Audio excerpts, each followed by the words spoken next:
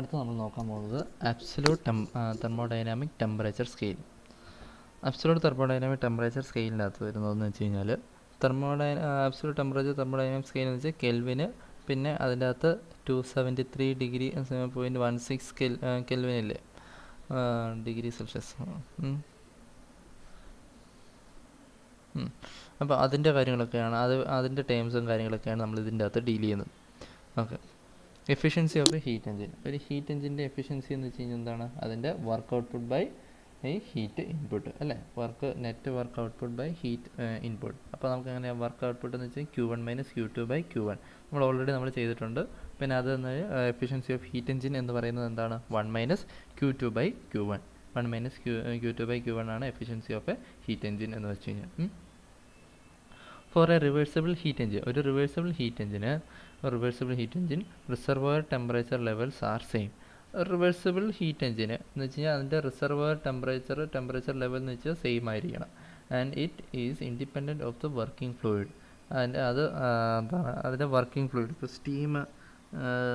Steam ഉപയോഗിച്ച് turbine work ചെയ്യുന്ന പോലെ തന്നെ സ്റ്റീം ഉപയോഗിച്ച് ടർബൈൻ വർക്ക് ചെയ്യുന്ന വെച്ചാൽ നമ്മളിവിടെ ടർബൈൻ നമ്മൾ കൺസിഡർ ചെയ്യും.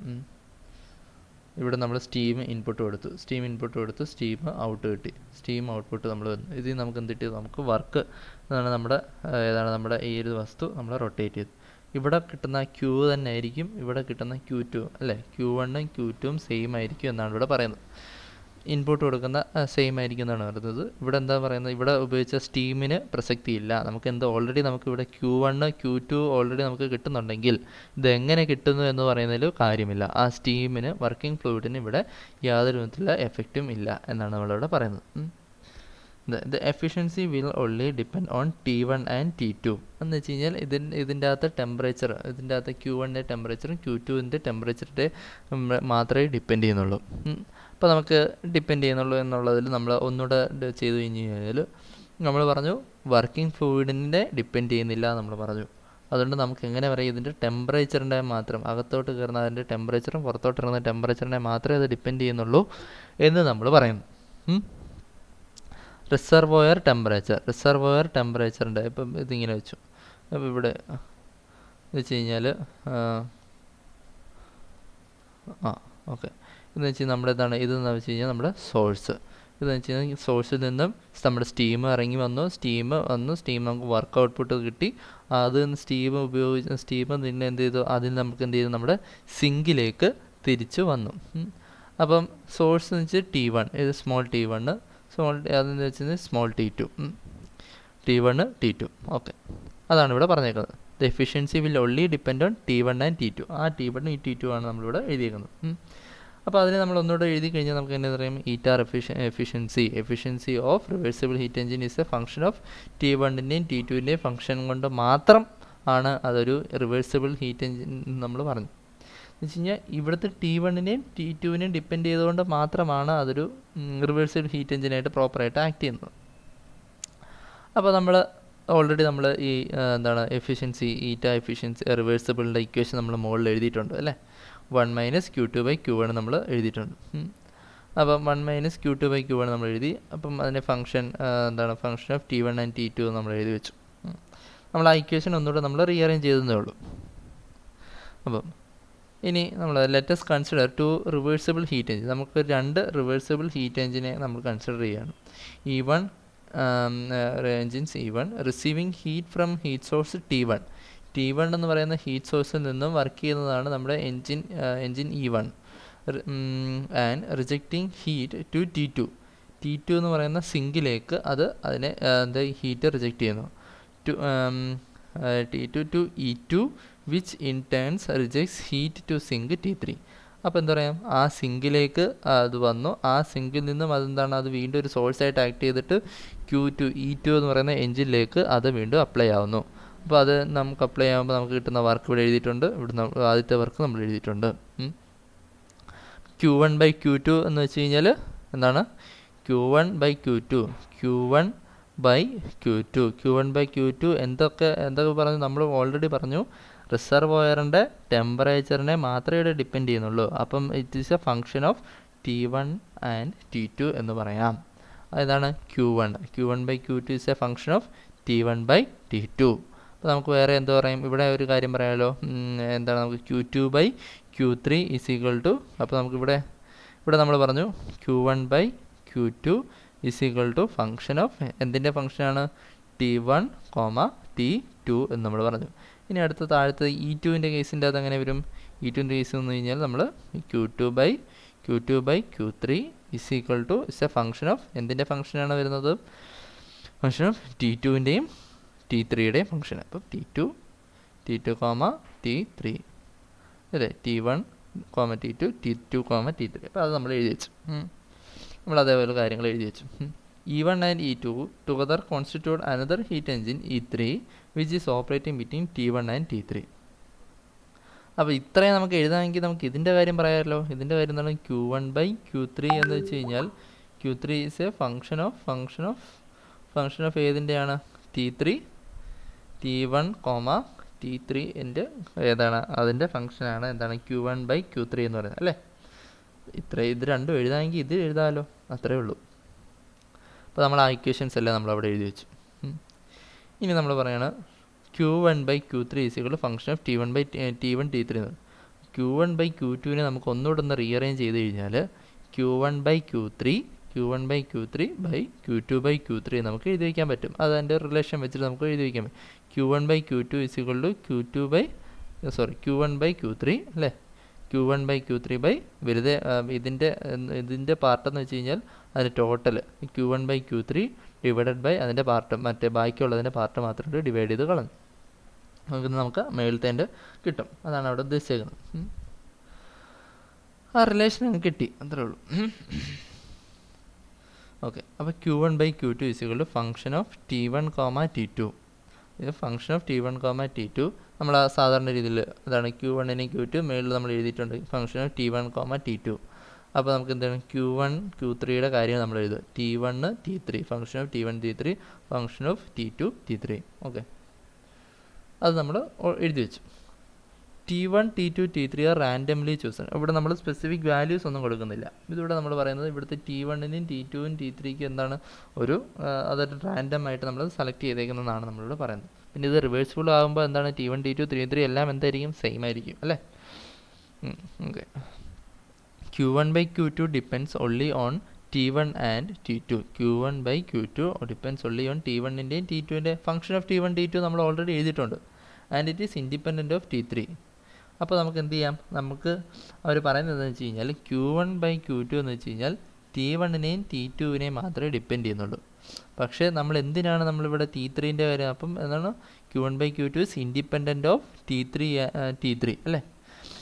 T3യുടെ ആവശ്യമില്ല, T1ൻ്റെയും T2ൻ്റെയും ആവശ്യമുള്ളൂ. അപ്പോൾ അങ്ങനെ അതിനെ റെഡ്യൂസ് ചെയ്യാൻ വേണ്ടി നമ്മൾ വേറൊരു ചെയ്യുന്നത് വെച്ച് കഴിഞ്ഞാൽ ഫംഗ്ഷൻ ഓഫ് T1, T3നെ നമ്മൾ 5 ഉപയോഗിച്ച് 5 ഓഫ് T1 എന്ന് നമ്മൾ എഴുതും. താഴത്തേന് നമ്മൾ 5 ഓഫ് T2 എന്ന് നമ്മൾ എഴുതി വയ്ക്കും. After eliminating T3 from the ratio, T3നെ നമ്മൾ കളയാൻ വേണ്ടി കളഞ്ഞു. അപ്പോൾ അങ്ങനെ എഴുതി വയ്ക്കുമ്പോൾ നമുക്ക് എന്ത് ചെയ്യാം, F of T1, T3 is equal to 5 of T1 എന്നും F of T2, T3നെ 5 of T2 എന്ന് നമ്മൾ എഴുതി വെച്ചു. ഇത്ര എഴുതി വെച്ചു, നമുക്കിത് രണ്ടും കിട്ടി. അതിന് വേണ്ടി നമ്മൾ എന്ത് ചെയ്തു, ഒരു ഇക്വേഷൻ രൂപത്തിൽ നമ്മൾ എഴുതി വയ്ക്കും. We can rewrite it as Q1 by Q2 is equal to function of T1, T2. Already നമ്മൾ പറഞ്ഞു T1, T2ൻ്റെ ഫംഗ്ഷൻ ആയിരിക്കും എന്ന് നമുക്കറിയാം. അപ്പോൾ അതിനെ നമ്മൾ റീറൈറ്റ് ചെയ്തപ്പോൾ നമുക്ക് എങ്ങനെയാണ് 5 of T1, 5 of T2. Okay, അതും കിട്ടി. Since 5T is randomly chosen, 5T എന്ന് പറയുന്നത് റാൻഡമായിട്ട് നമ്മൾ chosen we can write 5T is equal to temperature, capital T എന്ന് പറയുന്നത് ഇതിൽ എന്ന് വെച്ചാൽ ആബ്സല്യൂട്ട് തെർമോഡൈനാമിക് ടെമ്പറേച്ചർ. ഇപ്പോഴാണ് നമ്മുടെ മെയിൻ ഹെഡിങ് എന്ന് പറഞ്ഞ സാധനത്തിലേക്ക് നമ്മൾ വരുന്നത്. ആബ്സല്യൂട്ട് തെർമോഡൈനാമിക് ടെമ്പറേച്ചർ സ്കെയിൽ, അതിലേക്ക് നമ്മൾ വന്നു. എന്ത് ചെയ്തു, ആ 5Tനെ നമ്മൾ എന്ത് ചെയ്തു, 5Tനെ നമുക്ക് എന്ത് വാല്യൂ ഇട്ട് കൊടുത്തു, T എന്ന് പറയുന്ന വാല്യൂസ് നമ്മൾ ഇട്ട് കൊടുത്തു. അപ്പോൾ നമുക്കറിയാം Q1 by Q2 is equal to T1 by T2 ആണ് നമുക്കറിയാം. കാരണം എന്താണ്, നമ്മളിത് റിവേഴ്സിബിൾ കേസാണെന്ന് പറയുന്നു. അതിൻ്റെ മുകളിൽ എന്താണ് അതിൻ്റെ ഇനീഷ്യൽ T1ഉം താഴത്തെ T2ഉം സെയിം ആണ് നമുക്കറിയാം. അത് ഇവിടുന്ന് കിട്ടുന്ന ആ Q1 അത് താഴെ വരുന്നത് എന്താണ് Q2 ആണെന്ന് പറയാം. അതുകൊണ്ട് നമുക്ക് ആ റിലേഷനാണ് നമ്മൾ Q1 by Q2 is equal to T1 by T2. അതാണ് റിവേഴ്സിബിൾ, നമ്മൾ ഓൾറെഡി ഇത് പ്രൂവ് ചെയ്തിട്ടുണ്ട്. Here Q2 and T2 is applied with the condition of triple point of water. എന്ന് വെച്ച് കഴിഞ്ഞാൽ നമ്മളിവിടെ Q2ഉം ഇവിടുത്തെ T2വിനെ നമ്മളെന്താണ് വാട്ടറിൻ്റെ ട്രിപ്പിൾ പോയിൻറ്റിൻ്റെ കേസ് വെച്ച് നമ്മൾ എഴുതും. അപ്പോൾ അതിനെ നമുക്ക് എങ്ങനെ എഴുതാം, റീറൈറ്റ് ചെയ്ത് എഴുതാമെന്ന് വെച്ച് കഴിഞ്ഞാൽ അതിനെ നമുക്ക് QT ആയിട്ട് എഴുതാം, T ആയിട്ട് നമുക്ക് എഴുതാം. ട്രിപ്പിൾ പോയിൻ്റ് ഓഫ് വാട്ടറും ട്രിപ്പിൾ പോയിൻ്റ് അതിൻ്റെ കാര്യങ്ങൾ പറയാൻ വേണ്ടിയാണ് നമ്മൾ QTയും TTയും നമ്മൾ ഉപയോഗിച്ചത്. അപ്പോൾ അതിനെ റീറൈറ്റ് ചെയ്ത് കഴിഞ്ഞാൽ Q by QT is equal to T by TT. T എന്ന് വെച്ച് കഴിഞ്ഞാൽ നമുക്ക് ഓൾറെഡി അറിയാം, ഇവിടുത്തെ നമ്മൾ എന്ത് T അവിടെ വെച്ചു. അപ്പോൾ T into Q by QT. അപ്പം ട്രിപ്പിൾ പോയിൻ്റ് ഓഫ് വാട്ടർ, അപ്പം ട്രിപ്പിൾ പോയിൻ്റ് ഓഫ് വാട്ടർ എത്രയാണ്? 273.16 അല്ലേ? 273.16 ഡിഗ്രി സെൽഷ്യസ് അല്ലായിരുന്നോ? അതാണ് നമ്മളിവിടെ എഴുതുന്നത്. T is equal to എന്താണ് temperature at triple point 273.16 Q by QT അന്ന് നമ്മൾ റീറൈറ്റ് ചെയ്ത് എഴുതി വെച്ചു. ഓക്കെ, അത്രയും നമ്മൾ ചെയ്തല്ലോ. ഈ സൈഡിൽ കാണുന്നതെന്ന് വെച്ച് കഴിഞ്ഞാൽ നമ്മൾ ആ ട്രിപ്പിൾ പോയിൻ്റ് ഓഫ് വാട്ടറിൻ്റെ വെച്ചിട്ടുള്ള നമ്മളൊരു കാർനറ്റ് എഞ്ചിനാണ്. Carnot heat engine with sink at triple point of water. പിന്നെ നമ്മളെന്ത് ചെയ്തു, നമ്മൾ വീണ്ടും ഒരു ഹീറ്റ് എഞ്ചിനെ നമ്മൾ എന്ത് ചെയ്തു, 2-3 ഹീറ്റ് എഞ്ചിൻ നമ്മൾ എന്ത് ചെയ്തു, സീരീസ് ആയിട്ട് നമ്മളിവിടെ കണക്ട് ചെയ്ത് വെച്ചു. സീരീസ് ആയിട്ട് നമ്മളിവിടെ കണക്ട് ചെയ്ത് വെച്ചു. ഓക്കെ, എന്നിട്ടുള്ള കാര്യം നമ്മളിത് നോക്കാൻ പോവാം. Now consider heat engine operating in series. നമ്മളൊരു സീരീസ് ആയിട്ടുള്ളൊരു ഹീറ്റ് എഞ്ചിൻ നമ്മൾ കണക്ട് ചെയ്ത് വെച്ചു. അപ്പോൾ അതിൻ്റെ എഫിഷ്യൻസി എന്ന് വെച്ചാൽ എന്താണ്? ഫസ്റ്റിൻ്റെ എഫിഷ്യൻസി എന്ന് വെച്ചാൽ ആദ്യത്തെ ഹീറ്റ് എഞ്ചിൻ്റെ എഫിഷ്യൻസി എത്രയാണ്? W/Q1 Q1 is equal to T1 minus T2/T1. ഇതൊക്കെ നമ്മൾ ഓൾറെഡി ചെയ്തിട്ടുള്ളതാണ്. അപ്പോൾ T1 is equal to T2 since reversible ആയതുകൊണ്ട് T1ഉം T2ഉം ഈക്വൽ ആണ്. അതിന് നമുക്കിതിനെ റീറേറ്റ് ചെയ്ത് എങ്ങനെ എഴുതാൻ പറ്റും? Q1 minus Q2/Q2 is equal to T1 minus T2/T2 എന്ന് നമുക്ക് എഴുതാം. എന്ന് വെച്ചാൽ ഇതിനെ രണ്ടിനെ നമ്മൾ റീറേറ്റ് ചെയ്ത് എഴുതി വെച്ചു. അപ്പം അതിന് നമുക്ക് ഫസ്റ്റിൻ്റെ കേസ് അപ്പോൾ T1 minus T2 is equal to T2/Q2 Q2 എന്ന് വെച്ചാൽ വേറൊന്നുമല്ല, നമ്മൾ എഴുതിയേക്കുന്ന സാധനത്തെ ഇത്രയത്തിൻ്റെ ടേമിൽ മാത്രം എഴുതുക. T1 minus T2 is equal to ഈ T2 അവിടെ പോവും, T2/Q2 into Q1 minus Q2. അപ്പോൾ ഫസ്റ്റ് എഞ്ചിൻ്റെ കാര്യം നമുക്ക് കിട്ടി. ഇനി അടുത്ത എഞ്ചിൻ്റെ നമുക്ക് നോക്കാം. അതെന്ന് വെച്ചാൽ നമുക്ക് E1 എന്ന് എഴുതിക്കോ. E1 എഴുതി. ഇതെന്ന് വെച്ച് കഴിഞ്ഞാൽ E2, ഇതെന്ന് വെച്ച് കഴിഞ്ഞാൽ E3. അപ്പോൾ E2വിൻ്റെ കേസ് വരുമ്പോൾ എങ്ങനെയാണ്? സെയിം കണ്ടീഷനാണ്. T2 minus T3 is equal to T3 left സൈഡിലേക്ക് പോകും, T3/Q3 Q2 minus Q3 same സാധനം. അതേപോലെ തന്നെ മൂന്ന് എഞ്ചിൻ്റെയും ആ ടെമ്പറേച്ചർ ഡിഫറൻസിൻ്റെ ഇക്വേഷൻ നമുക്കവിടെ കിട്ടും. ഇതാണ് നമ്മുടെ ആബ്സല്യൂട്ട് തെർമോഡൈനാമിക് ടെമ്പറേച്ചർ സ്കെയിലിൻ്റെ കാര്യം. ഇത്രയും സിമ്പിളായിട്ടുള്ള കാര്യമുള്ളൂ. ആദ്യം എന്ത് ചെയ്യണം, നമ്മളിവിടെ ഒരു ഹീറ്റ് എഞ്ചിൻ്റെ കാര്യം ഫംഗ്ഷൻ ഇപ്പം റിസർവോയറിൻ്റെ ടെമ്പറേച്ചറും രണ്ട് റിസർവോയറിൻ്റെ ടെമ്പറേച്ചറും ഈക്വൽ ആയിരിക്കും. അപ്പോൾ അതെങ്ങനെ അവിടെ എത്തി എന്ന് പറയുന്നത് സ്റ്റീം മീഡിയം ഓഫ് ട്രാൻസ്ഫർ അത് അവിടെ പ്രസക്തിയല്ല. ആകെ പ്രസക്തി എന്ന് വെച്ച് കഴിഞ്ഞാൽ അതിൻ്റെ അകത്ത് റിസർവോയറിൻ്റെ ടെമ്പറേച്ചർ മാത്രമായിരുന്നു അവിടെ പ്രസക്തി. അങ്ങനെ അതിൽ നിന്നാണ് നമ്മളിവിടെ ഇത് സ്റ്റാർട്ട് ചെയ്തത്. ഓക്കെ,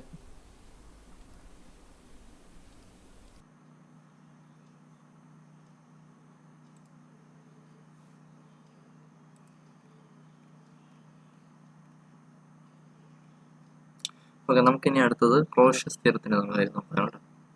എന്താണ് ക്ലോഷ്യസ് തിയറം?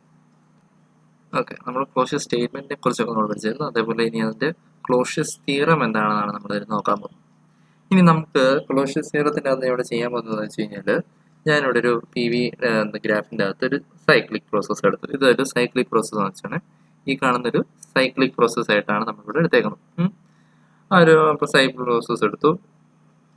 അതിനെ ഞാൻ 2 ലൈൻ ഉപയോഗിച്ച് ഇതിനെ ഇങ്ങനെ കട്ട് ചെയ്തപ്പോൾ എന്തിട്ട് എനിക്ക് 2 അഡയബാറ്റിക് ലൈൻസ് നമുക്ക് കിട്ടി അല്ലേ? 2 അഡയബാറ്റിക് ലൈൻസ് ആണ് നമുക്ക് സാധാരണ രീതിയിൽ കിട്ടേണ്ടത്.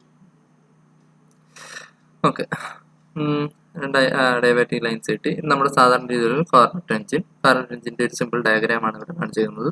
അപ്പോൾ ഇതേപോലത്തെ ഡയഗ്രാം വന്നേക്കുന്നത് ഏതാണ്? ഈ ലൈൻസ് ഇവിടെ വന്നേക്കുന്നത് ഇതേപോലെ ഈ രണ്ട് സൈഡിലുള്ള പ്രോസസ്സ് ഏതാണ്? 2 അഡയബാറ്റിക് ലൈൻസ് ആണ്. അപ്പം 2 പ്രോസസ്സാണ് അവിടെ നടക്കുന്നത്.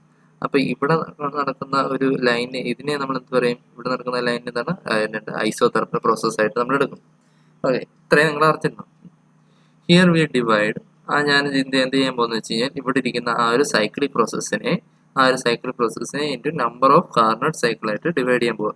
ഈ ഒരു സൈക്കിളിനെ ഞാൻ എന്ത് ചെയ്യും, പല ഡിവിഷൻസ് ആക്കി ഒരു നമ്പർ ഓഫ് കാർണറ്റ് സൈക്കിളായിട്ട് ഇങ്ങനെ ഡിവൈഡ് ചെയ്യാം. ഇപ്പോൾ 1, 2, 3 അങ്ങനെ സൈക്കിളായിട്ട് ഞാൻ ഡിവൈഡ് ചെയ്യാൻ പോവാം. ഇവിടെ കാർണറ്റ് സൈക്കിളിൻ്റെ ഒരു എക്സാമ്പിൾ ഞാൻ ഇവിടെ കൊടുത്തിട്ടുണ്ട്. Carnot cycle.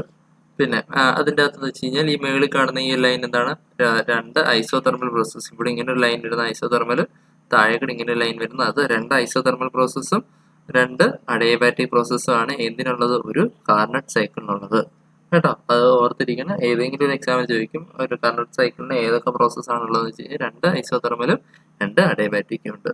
അപ്പം ഐസോതെർമൽ പ്രോസസ്സിൻ്റെ അവിടെയാണ് നമ്മൾ എന്ത് ചെയ്യുന്നത്, ഹീറ്റ് അപ്ലൈ ചെയ്യുന്നത്. അപ്പോൾ അതിൻ്റെ അടുത്ത പ്രോസസ്സ് എന്ത് വരും, DQ എന്ന് വെച്ചാൽ ഹീറ്റ് റിജക്ഷൻ നമുക്ക് അവിടെ നിന്ന് കിട്ടും. Q2 നമുക്ക് കിട്ടി. we know for the maximum heat transfer conditionൽ Q1/Q2 എന്ന് പറയുന്നത് എന്താണ്, T1/T2 ആണ്. നമുക്ക് ഓൾറെഡി അറിയാം. എന്താണ് നമ്മൾ മാക്സിമം ഹീറ്റ് ട്രാൻസ്ഫർ കേസ് എന്ന് വെച്ച് കഴിഞ്ഞാൽ ലോസ് ഇല്ലാണ്ടിരിക്കുന്ന സമയത്താണ് നമുക്ക് എത്ര മാക്സിമം ഹീറ്റ് ട്രാൻസ്ഫർ കിട്ടുന്നത്. ആ ഒരു സമയത്താണ്. അപ്പോൾ നമ്മൾ ഓൾറെഡി പഠിച്ചിട്ടുണ്ട് ഈ ഒരു സ്റ്റേറ്റ്മെന്റ്, Q1/Q2 = T1/T2. ഏതാണ് നമ്മൾ ഹീറ്റ് എഞ്ചിൻ 2 ഹീറ്റ് എഞ്ചിൻ വരച്ചിട്ട് നമ്മൾ ഹീറ്റ് എഞ്ചിൻ റിവേഴ്സ് ചെയ്യുന്ന കണ്ടീഷൻ നമ്മൾ പഠിച്ചില്ലായിരുന്നു പഴയതിൻ്റെ അകത്ത്. അതേപോലെ വി ക്യാൻ റൈറ്റ്, നമുക്കതിനെ ഈ ഒരു ഇതാണ് നമ്മുടെ മാക്സിമം എഫിഷ്യൻസി ഉള്ള രീതിയിൽ നമ്മൾ വരച്ചു. അപ്പോൾ അതിനെ നമ്മളിപ്പം പറഞ്ഞു ആ ഒരു ഫുൾ സൈക്കിളിനെ ഞാൻ കാർണറ്റ് സൈക്കിളായി ഡിവൈഡ് ചെയ്തു. അപ്പോൾ ആ സൈക്കിളിനകത്ത് Q1, ഇവിടുത്തെ Q1 എന്താണ്, ഇവിടുത്തെ Q1 എന്ന് പറഞ്ഞു കഴിഞ്ഞാൽ DQ1 ആണ്. അപ്പോൾ DQ1 ആവാൻ കാരണം എന്ന് വെച്ചാൽ നമ്മൾ ഈ ഫുൾ സൈക്കിളിനെ പല ഡിവിഷനായിട്ട് ഡിവൈഡ് ചെയ്യുന്നതുകൊണ്ടാണ് അവിടെ DQ എന്ന് പറയുന്ന ടേമിൽ അതിനെ റെപ്രസെന്റ് ചെയ്യുന്നത്. ഓക്കെ, അപ്പോൾ അതിന് DQ1/DQ2 = T1/T2 എന്ന് നമുക്ക് എഴുതാം. Since DQ2 is heat rejection and becomes -DQ2. ഇപ്പോൾ ഹീറ്റ് റിജക്ഷൻ ആയതുകൊണ്ട് നമുക്ക് അതിനെ എങ്ങനെ റെപ്രസെന്റ് ചെയ്യാം, സിസ്റ്റത്തിൽ നിന്നും പുറത്തു പോകുന്ന ഹീറ്റ് റിജക്ഷനെ Q ഔട്ട്പുട്ടിനെ നമുക്ക് നെഗറ്റീവ് സൈൻ കൊണ്ടാണ് അതിനെ നമ്മൾ ഡിനോട്ട് ചെയ്യുന്നത്. Q ഇൻപുട്ട്, അപ്പം സിസ്റ്റത്തിന്റെ അകത്ത് ഇൻപുട്ട് കിടക്കുന്ന Qനെ നമ്മൾ പോസിറ്റീവ് എന്ന് പറയും. അതുവഴി കിട്ടുന്ന വർക്ക് എന്തായിരിക്കും, പോസിറ്റീവ് വർക്ക് ഔട്ട്പുട്ട് ആയിരിക്കും കിട്ടുന്നത് കേട്ടോ. Since DQ2 is heat rejection and becomes -DQ, we will interchange T1 and DQ2. DQ2നെയും T1നെയും നമ്മളൊന്ന് ഇന്റർചേഞ്ച് ചെയ്ത് വെക്കും, അത്രേ ഉള്ളൂ. എന്ന് വെച്ച് കഴിഞ്ഞാൽ T1 താഴെ വരും, DQ2 മേളിൽ പോകും. DQ2 എന്തായിട്ട് മാറും, നെഗറ്റീവായിട്ട് മാറും. അതാണ് ഇവിടെ എഴുതിയത്. DQ1/T1, T1 താഴെ വന്നു, T1 = DQ2 എന്ന് വെച്ച് കഴിഞ്ഞാൽ നെഗറ്റീവായി. കാരണം എന്താണ്, അത് ഹീറ്റ് റിജക്ഷൻ ആയതുകൊണ്ട് അവിടെ DQ2 വന്നു T2 സാധാരണ രീതിയിൽ എഴുതിച്ചു. അപ്പോൾ അതിന് നമ്മൾ വീണ്ടും അതിനെ റീറൈറ്റ് ചെയ്ത് ഈ ടൈമിനെ നമ്മൾ മൊത്തത്തിൽ ലെഫ്റ്റ് സൈഡിലേക്ക് കൊണ്ടുവരിക. അപ്പോൾ എന്താ, നെഗറ്റീവ് മാറി പോസിറ്റീവ്. DQ1/T1 + DQ2/T2 = 0. DQ2/0 അതാണ് നമുക്ക് ഇവിടെ കിട്ടിയേക്കുന്നത്. ഓക്കെ, ഹീറ്റ് റിജക്ഷൻ എന്തായാലും നമ്മൾ ക്ലോഷർ സ്റ്റേറ്റ്മെന്റ് അകത്ത് നമ്മൾ എന്ത് ചെയ്തു, ഒരു ഫുൾ സൈക്കിൾ, ഒരു ടോട്ടൽ സൈക്കിൾ നമ്മൾ അസ്യൂം ചെയ്തു. ആ ഒരു സൈക്കിളിനെ ഞാൻ പല കാർണറ്റ് സൈക്കിളായിട്ട് ഡിവൈഡ് ചെയ്തു. അപ്പം പല കാർണറ്റ് സൈക്കിളായിട്ട് ഡിവൈഡ് ചെയ്തുകൊണ്ടാണ് നമുക്ക് എന്ത് ടൈമിൽ വന്നത്, DQ എന്ന് പറയുന്ന ടൈമിൽ നമ്മൾ റെപ്രസെന്റ് ചെയ്തത് കേട്ടോ. ഇവിടെ സിംഗിൾ ആയതുകൊണ്ടാണ് നമുക്ക് ഇവിടെ Q1 താഴേക്ക് ഇവിടെ താഴേക്ക് വരുന്നത് Q2 ആണ് നമുക്ക് പറയുന്നത് അല്ലേ. ഓക്കെ, അത്രേ നമ്മൾ പറഞ്ഞു. Now consider another Carnot cycle in the above cyclic process. ആദ്യം നമ്മൾ പറഞ്ഞ ആ ഒരു above cyclic processന്റെ അകത്ത് നമ്മൾ വേറൊരു കാർണറ്റ് സൈക്കിൾ കൂടി നമ്മളിവിടെ കൺസിഡർ ചെയ്യും. അപ്പോൾ DQ1 - DQ2, DQ3 - DQ4. അപ്പൊ അതിനെ നമ്മൾ ആ മേളത്തെ രീതിയിൽ എല്ലാ സ്റ്റെപ്പും വീണ്ടും എഴുതേണ്ട കാര്യമില്ല.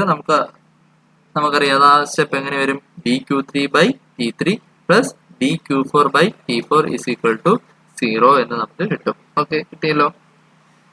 We can divide the entire cycle into a large number of Carnot cycles. ഇത് നമ്മൾ ഈ ഫോമുകളിൽ കാണിച്ചു തന്ന ആ എൻറ്റയർ സൈക്കിളിനെ നമുക്ക് എന്ത് ചെയ്യാം, പല കാർണറ്റ് സൈക്കിളായിട്ട് ഡിവൈഡ് ചെയ്യും. ഇപ്പം തന്നെ നമ്മൾ ഒരെണ്ണം ഉണ്ടാക്കി, പിന്നെ രണ്ടാമത്തത് ഉണ്ടാക്കി, നമ്മൾ വീണ്ടും അത് കട്ട് ചെയ്ത് കഴിഞ്ഞാൽ നമുക്ക് ഇവിടെ മൂന്നാമത്തത് കിട്ടും. ഫോർ ദ ഹോൾ സൈക്കിൾ നമുക്ക് ഇങ്ങനെ എഴുതാം 1+2+. ഇതിന്റെ ഫുൾ ഓരോ സെക്ഷന്റെയും നമ്മൾ കണ്ടുപിടിച്ചു, ഓരോ സെക്ഷന്റെ റിലേഷൻ നമ്മൾ കണ്ടുപിടിച്ചു. അപ്പോൾ അതിന്റെ ഫുൾ ടോട്ടൽ സം ആണല്ലോ ഈ ഫുൾ സൈക്ലിക് പ്രോസസ്സിന്റെ റിലേഷൻ എന്ന് വെച്ച് കഴിഞ്ഞാൽ. അപ്പോൾ നമ്മൾ അത് എഴുതി വെച്ച് കഴിഞ്ഞാൽ dq1+t1 എഫിഷ്യൻസി നമ്മൾ ടോട്ടൽ മൊത്തത്തിന്റെ എഫിഷ്യൻസി നമ്മൾ എഴുതി വെച്ച് കഴിഞ്ഞാൽ dq1+t1+dq2+. ആ ഫസ്റ്റ് നമ്മൾ എഴുതി, അതേപോലെ നമ്മൾ സെക്കൻഡ് എഴുതി, അതേപോലെ നമ്മൾ ഇനി എന്ത് ചെയ്തു, തേർഡ് എഴുതി. അപ്പോൾ ഇത് സമ്മ് എന്ന് വെച്ച് കഴിഞ്ഞാൽ എത്ര ആയിരിക്കും? 0 തന്നെ ആയിരിക്കും. കാരണം എന്താണ്, ഇതൊരു റിവേഴ്സിബിൾ പ്രോസസ് ആയതുകൊണ്ടാണ് നമുക്കത് 0 ആയിട്ട് കിട്ടിയത്, അല്ലേ?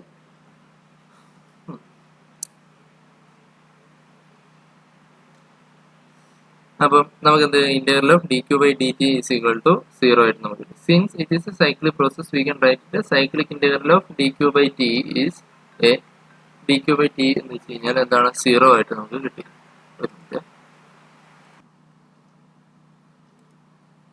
ഓക്കെ, അപ്പോൾ നമുക്ക് എന്ത് ചെയ്താൽ നമ്മൾ integral of dq/t is equal to 0 എന്ന് നമ്മൾ എഴുതി. സിൻസ് ഇതൊരു സൈക്ലിക് പ്രോസസ് ആയതുകൊണ്ട് നമുക്ക് എന്ത് ചെയ്യാം? സൈക്ലിക് ഇന്റഗ്രൽ എന്ന് പറയുന്ന ആ ഒരു ലെറ്റർ വെച്ച് നമുക്ക് അതിനെ ഡിനോട്ട് ചെയ്യാൻ പറ്റും.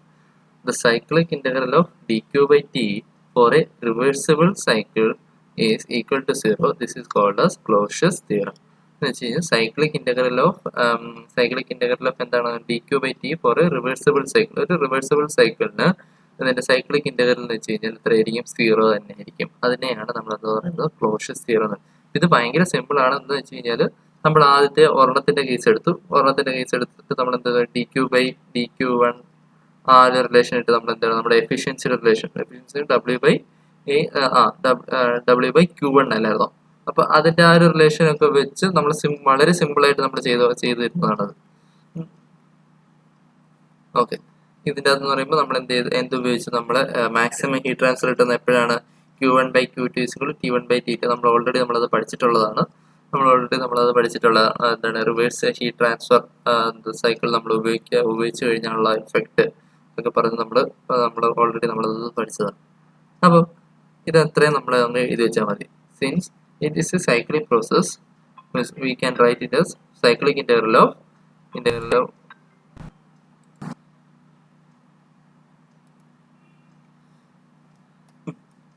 നമ്മുടെ ക്ലോഷ്യസ് തിയറത്തിന്റെ കാര്യം നമ്മളിവിടെ അത്രയും പറഞ്ഞു. പിന്നെ we know for a cyclic process the property change will be 0. Property change എന്ന് വെച്ച് കഴിഞ്ഞാൽ dp എന്ന് വെച്ച് കഴിഞ്ഞാൽ 0 ആണ് നമ്മൾക്കറിയാം. കാരണം എന്താ വെച്ച് കഴിഞ്ഞാൽ സൈക്ലിക് പ്രോസസ്സിന്റെ പ്രോപ്പർട്ടി എന്ന് പറയുന്നത് 0 ആയെങ്കിൽ മാത്രമല്ലേ അതൊരു എന്താണ് സൈക്ലിക് പ്രോസസ്സ് നമുക്ക് പറയാൻ പറ്റൂ.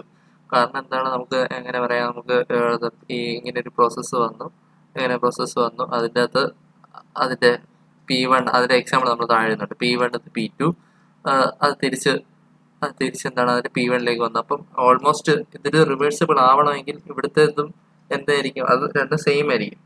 നമുക്ക് അതിന്റെ ഒരു എക്സാമ്പിൾ തന്നെ നോക്കാം, അതായിരിക്കും നല്ലത്. നമ്മൾ പറഞ്ഞ് ഇതാക്കണ്ട. We consider cyclic process cyclic integral of dv എന്ന് ചേഞ്ച് ഇൻ വോളിയം എന്ന് വെച്ച് കഴിഞ്ഞാൽ v2 - v1 final volume minus initial volume.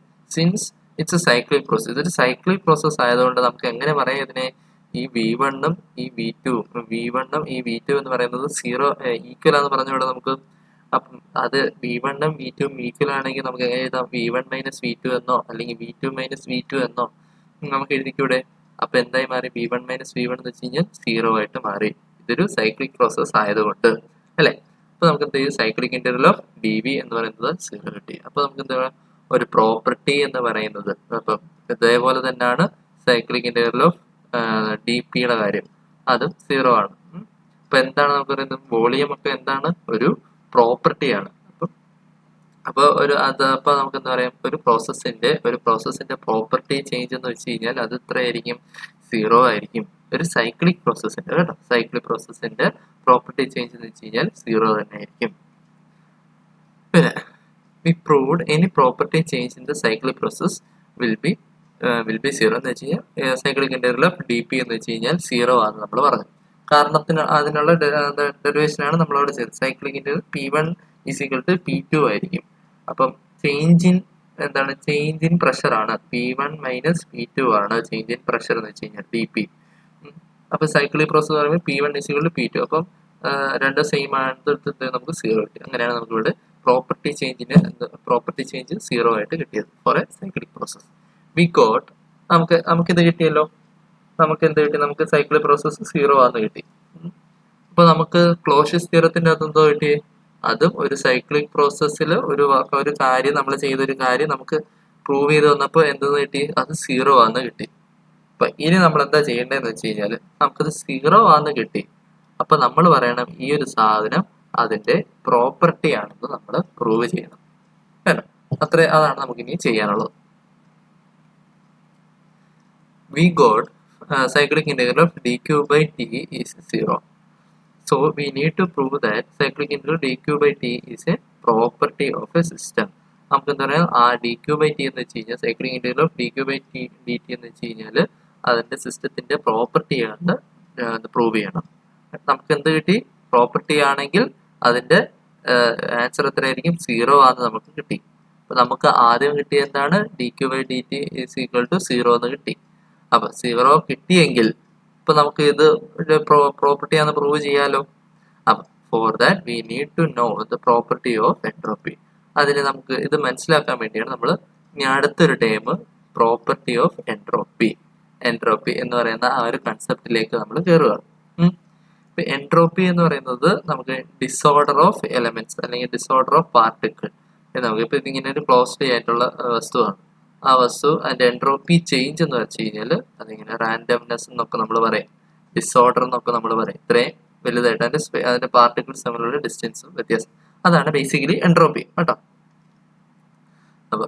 അപ്പൊ ഇതിങ്ങനെ പ്രോപ്പർട്ടി ചേഞ്ച് പ്രോപ്പർട്ടി ആണെന്ന് നമ്മൾ പറയാൻ വേണ്ടി നമ്മൾ ആദ്യം ഉപയോഗിക്കുന്ന ടൈമാണ് പ്രോപ്പർട്ടി ഓഫ് എൻട്രോപ്പി എന്താണെന്ന് നമ്മൾ മനസ്സിലാക്കണം. Property of entropy. If dq by t is a property, അത് പ്രോപ്പർട്ടി ആണെങ്കിൽ it should be a point function. കാരണം എന്താണ്? നമ്മൾ പറഞ്ഞു cyclic integral of D P പിന്നെ cyclic integral of D B ഇതൊക്കെ എന്താണ്? 0 ആണെന്ന് നമ്മൾ പറഞ്ഞു. അപ്പം നോക്കുക, എന്താണ്? പ്രഷർ വോളിയം ഒക്കെ എന്താണ്? അതൊരു പോയിന്റ് ഫംഗ്ഷൻ ആണ്. അപ്പം ഈ dq by t എന്ന് പറയുന്നത് എന്തായിട്ട് മാറണം? അതൊരു പോയിന്റ് ഫംഗ്ഷൻ ആയിരിക്കണം കേട്ടോ. അപ്പൊ എക്സാമ്പിൾ പി വി ടി എന്ന് വെച്ച് കഴിഞ്ഞാൽ അതൊരു പോയിന്റ് ഫംഗ്ഷൻ ആണ്. പിന്നെ Q1W എന്ന് വെച്ചാൽ അതൊരു പാത്ത് ഫംഗ്ഷൻ ആണ്. It will not depend on the path followed by the system എന്ന് വെച്ച് കഴിഞ്ഞാൽ പോയിന്റ് ഫംഗ്ഷൻ എന്ത് ഡിപ്പെൻഡ് ചെയ്യത്തില്ല? അതിന്റെ പാത്തിനെ ഡിപ്പെൻഡ് ചെയ്യത്തില്ല, അതിന്റെ സ്റ്റേറ്റ് മാത്രമേ അത് നോക്കുന്നുള്ളൂ. ഇതായിരുന്നു സ്റ്റേറ്റ്. അപ്പൊ ഇവിടുത്തെ സ്റ്റേറ്റ് ആയിരുന്നു P1 V1 T1. അപ്പൊ അത് സ്റ്റേറ്റ് 2 എന്താണ്? 2 എന്ന് വെച്ച് കഴിഞ്ഞാൽ P2 V2 T2. അതായിരുന്നു. We know for Clausius theorem അനുസരിച്ച് നമ്മൾ പ്രൂവ് ചെയ്ത് വെച്ചു. എന്താണ്? ഓരോ കേസും നമ്മൾ എഴുതി cyclic integral of dq by t is equal to 0 എന്ന് നമ്മൾ എഴുതി വെച്ചു. അത്രയും നമ്മൾ എഴുതി വെച്ചു, അത്രയും അവിടെ ഇരിക്കട്ടെ. ഇനി ഞാൻ ഒരു PV ഡയഗ്രാം എടുത്തു. അതിൻ്റെ അകത്ത് ഒരു സൈക്ലിക് പ്രോസസ് എടുത്തതാണ്. അതിന്റെ ഇനീഷ്യൽ സ്റ്റേറ്റ് എന്ന് വെച്ച് കഴിഞ്ഞാൽ ഐ എന്ന് വെച്ചാൽ ഇനീഷ്യൽ സ്റ്റേറ്റ്. അതിന്റെ ഫൈനൽ സ്റ്റേറ്റ് എന്താണ്? എഫ് എന്ന് പറയുന്നതാണ് അതിന്റെ ഫൈനൽ സ്റ്റേറ്റ്. നമുക്ക് R1 എന്ന് പറയുന്ന പാർട്ടിക്കിളെയാണ് ഇനീഷ്യൽ സ്റ്റേറ്റിൽ നിന്നും അത് ഫൈനൽ സ്റ്റേറ്റിലേക്ക് വന്നത്. അത് ഫൈനൽ സ്റ്റേറ്റിൽ നിന്നും ഇനീഷ്യൽ സ്റ്റേറ്റിൽ, കാരണം എന്താണ്? ഇതൊരു സൈക്ലിക് പ്രോസസ് ആണ്. അതുകൊണ്ട് വീണ്ടും വേറൊരു പാർട്ടിക്കിളെ എന്ത് ചെയ്തു? അത് അതിന്റെ ഇനീഷ്യൽ പൊസിഷനിലേക്ക്. രണ്ടാമത്തെ പാത്ത് എന്ന് വെച്ചാൽ R2 കണ്ടോ. ഇതേപോലത്തെ ഒരു സാധനം നമ്മൾ ഇവിടെ കൺസിഡർ ചെയ്യും. Now consider A cyclic process. ഒരു സൈക്ലിക് പ്രോസസ് ഞാനിവിടെ കൺസിഡർ ചെയ്തു വിത്ത് ഇനീഷ്യൽ സ്റ്റേറ്റ് ആസ് ഐ. അതിന്റെ ഇനീഷ്യൽ സ്റ്റേറ്റിനെ ഐ എന്ന ലെറ്റർ കൊണ്ട് ഞാൻ ഡിനോട്ട് ചെയ്തു. അതിന്റെ ഫൈനൽ സ്റ്റേറ്റ് ആസ് എഫ് എന്ന് പറയുന്നത് ഫൈനൽ സ്റ്റേറ്റ് ആയിട്ട് ഡിനോട്ട് ചെയ്തു.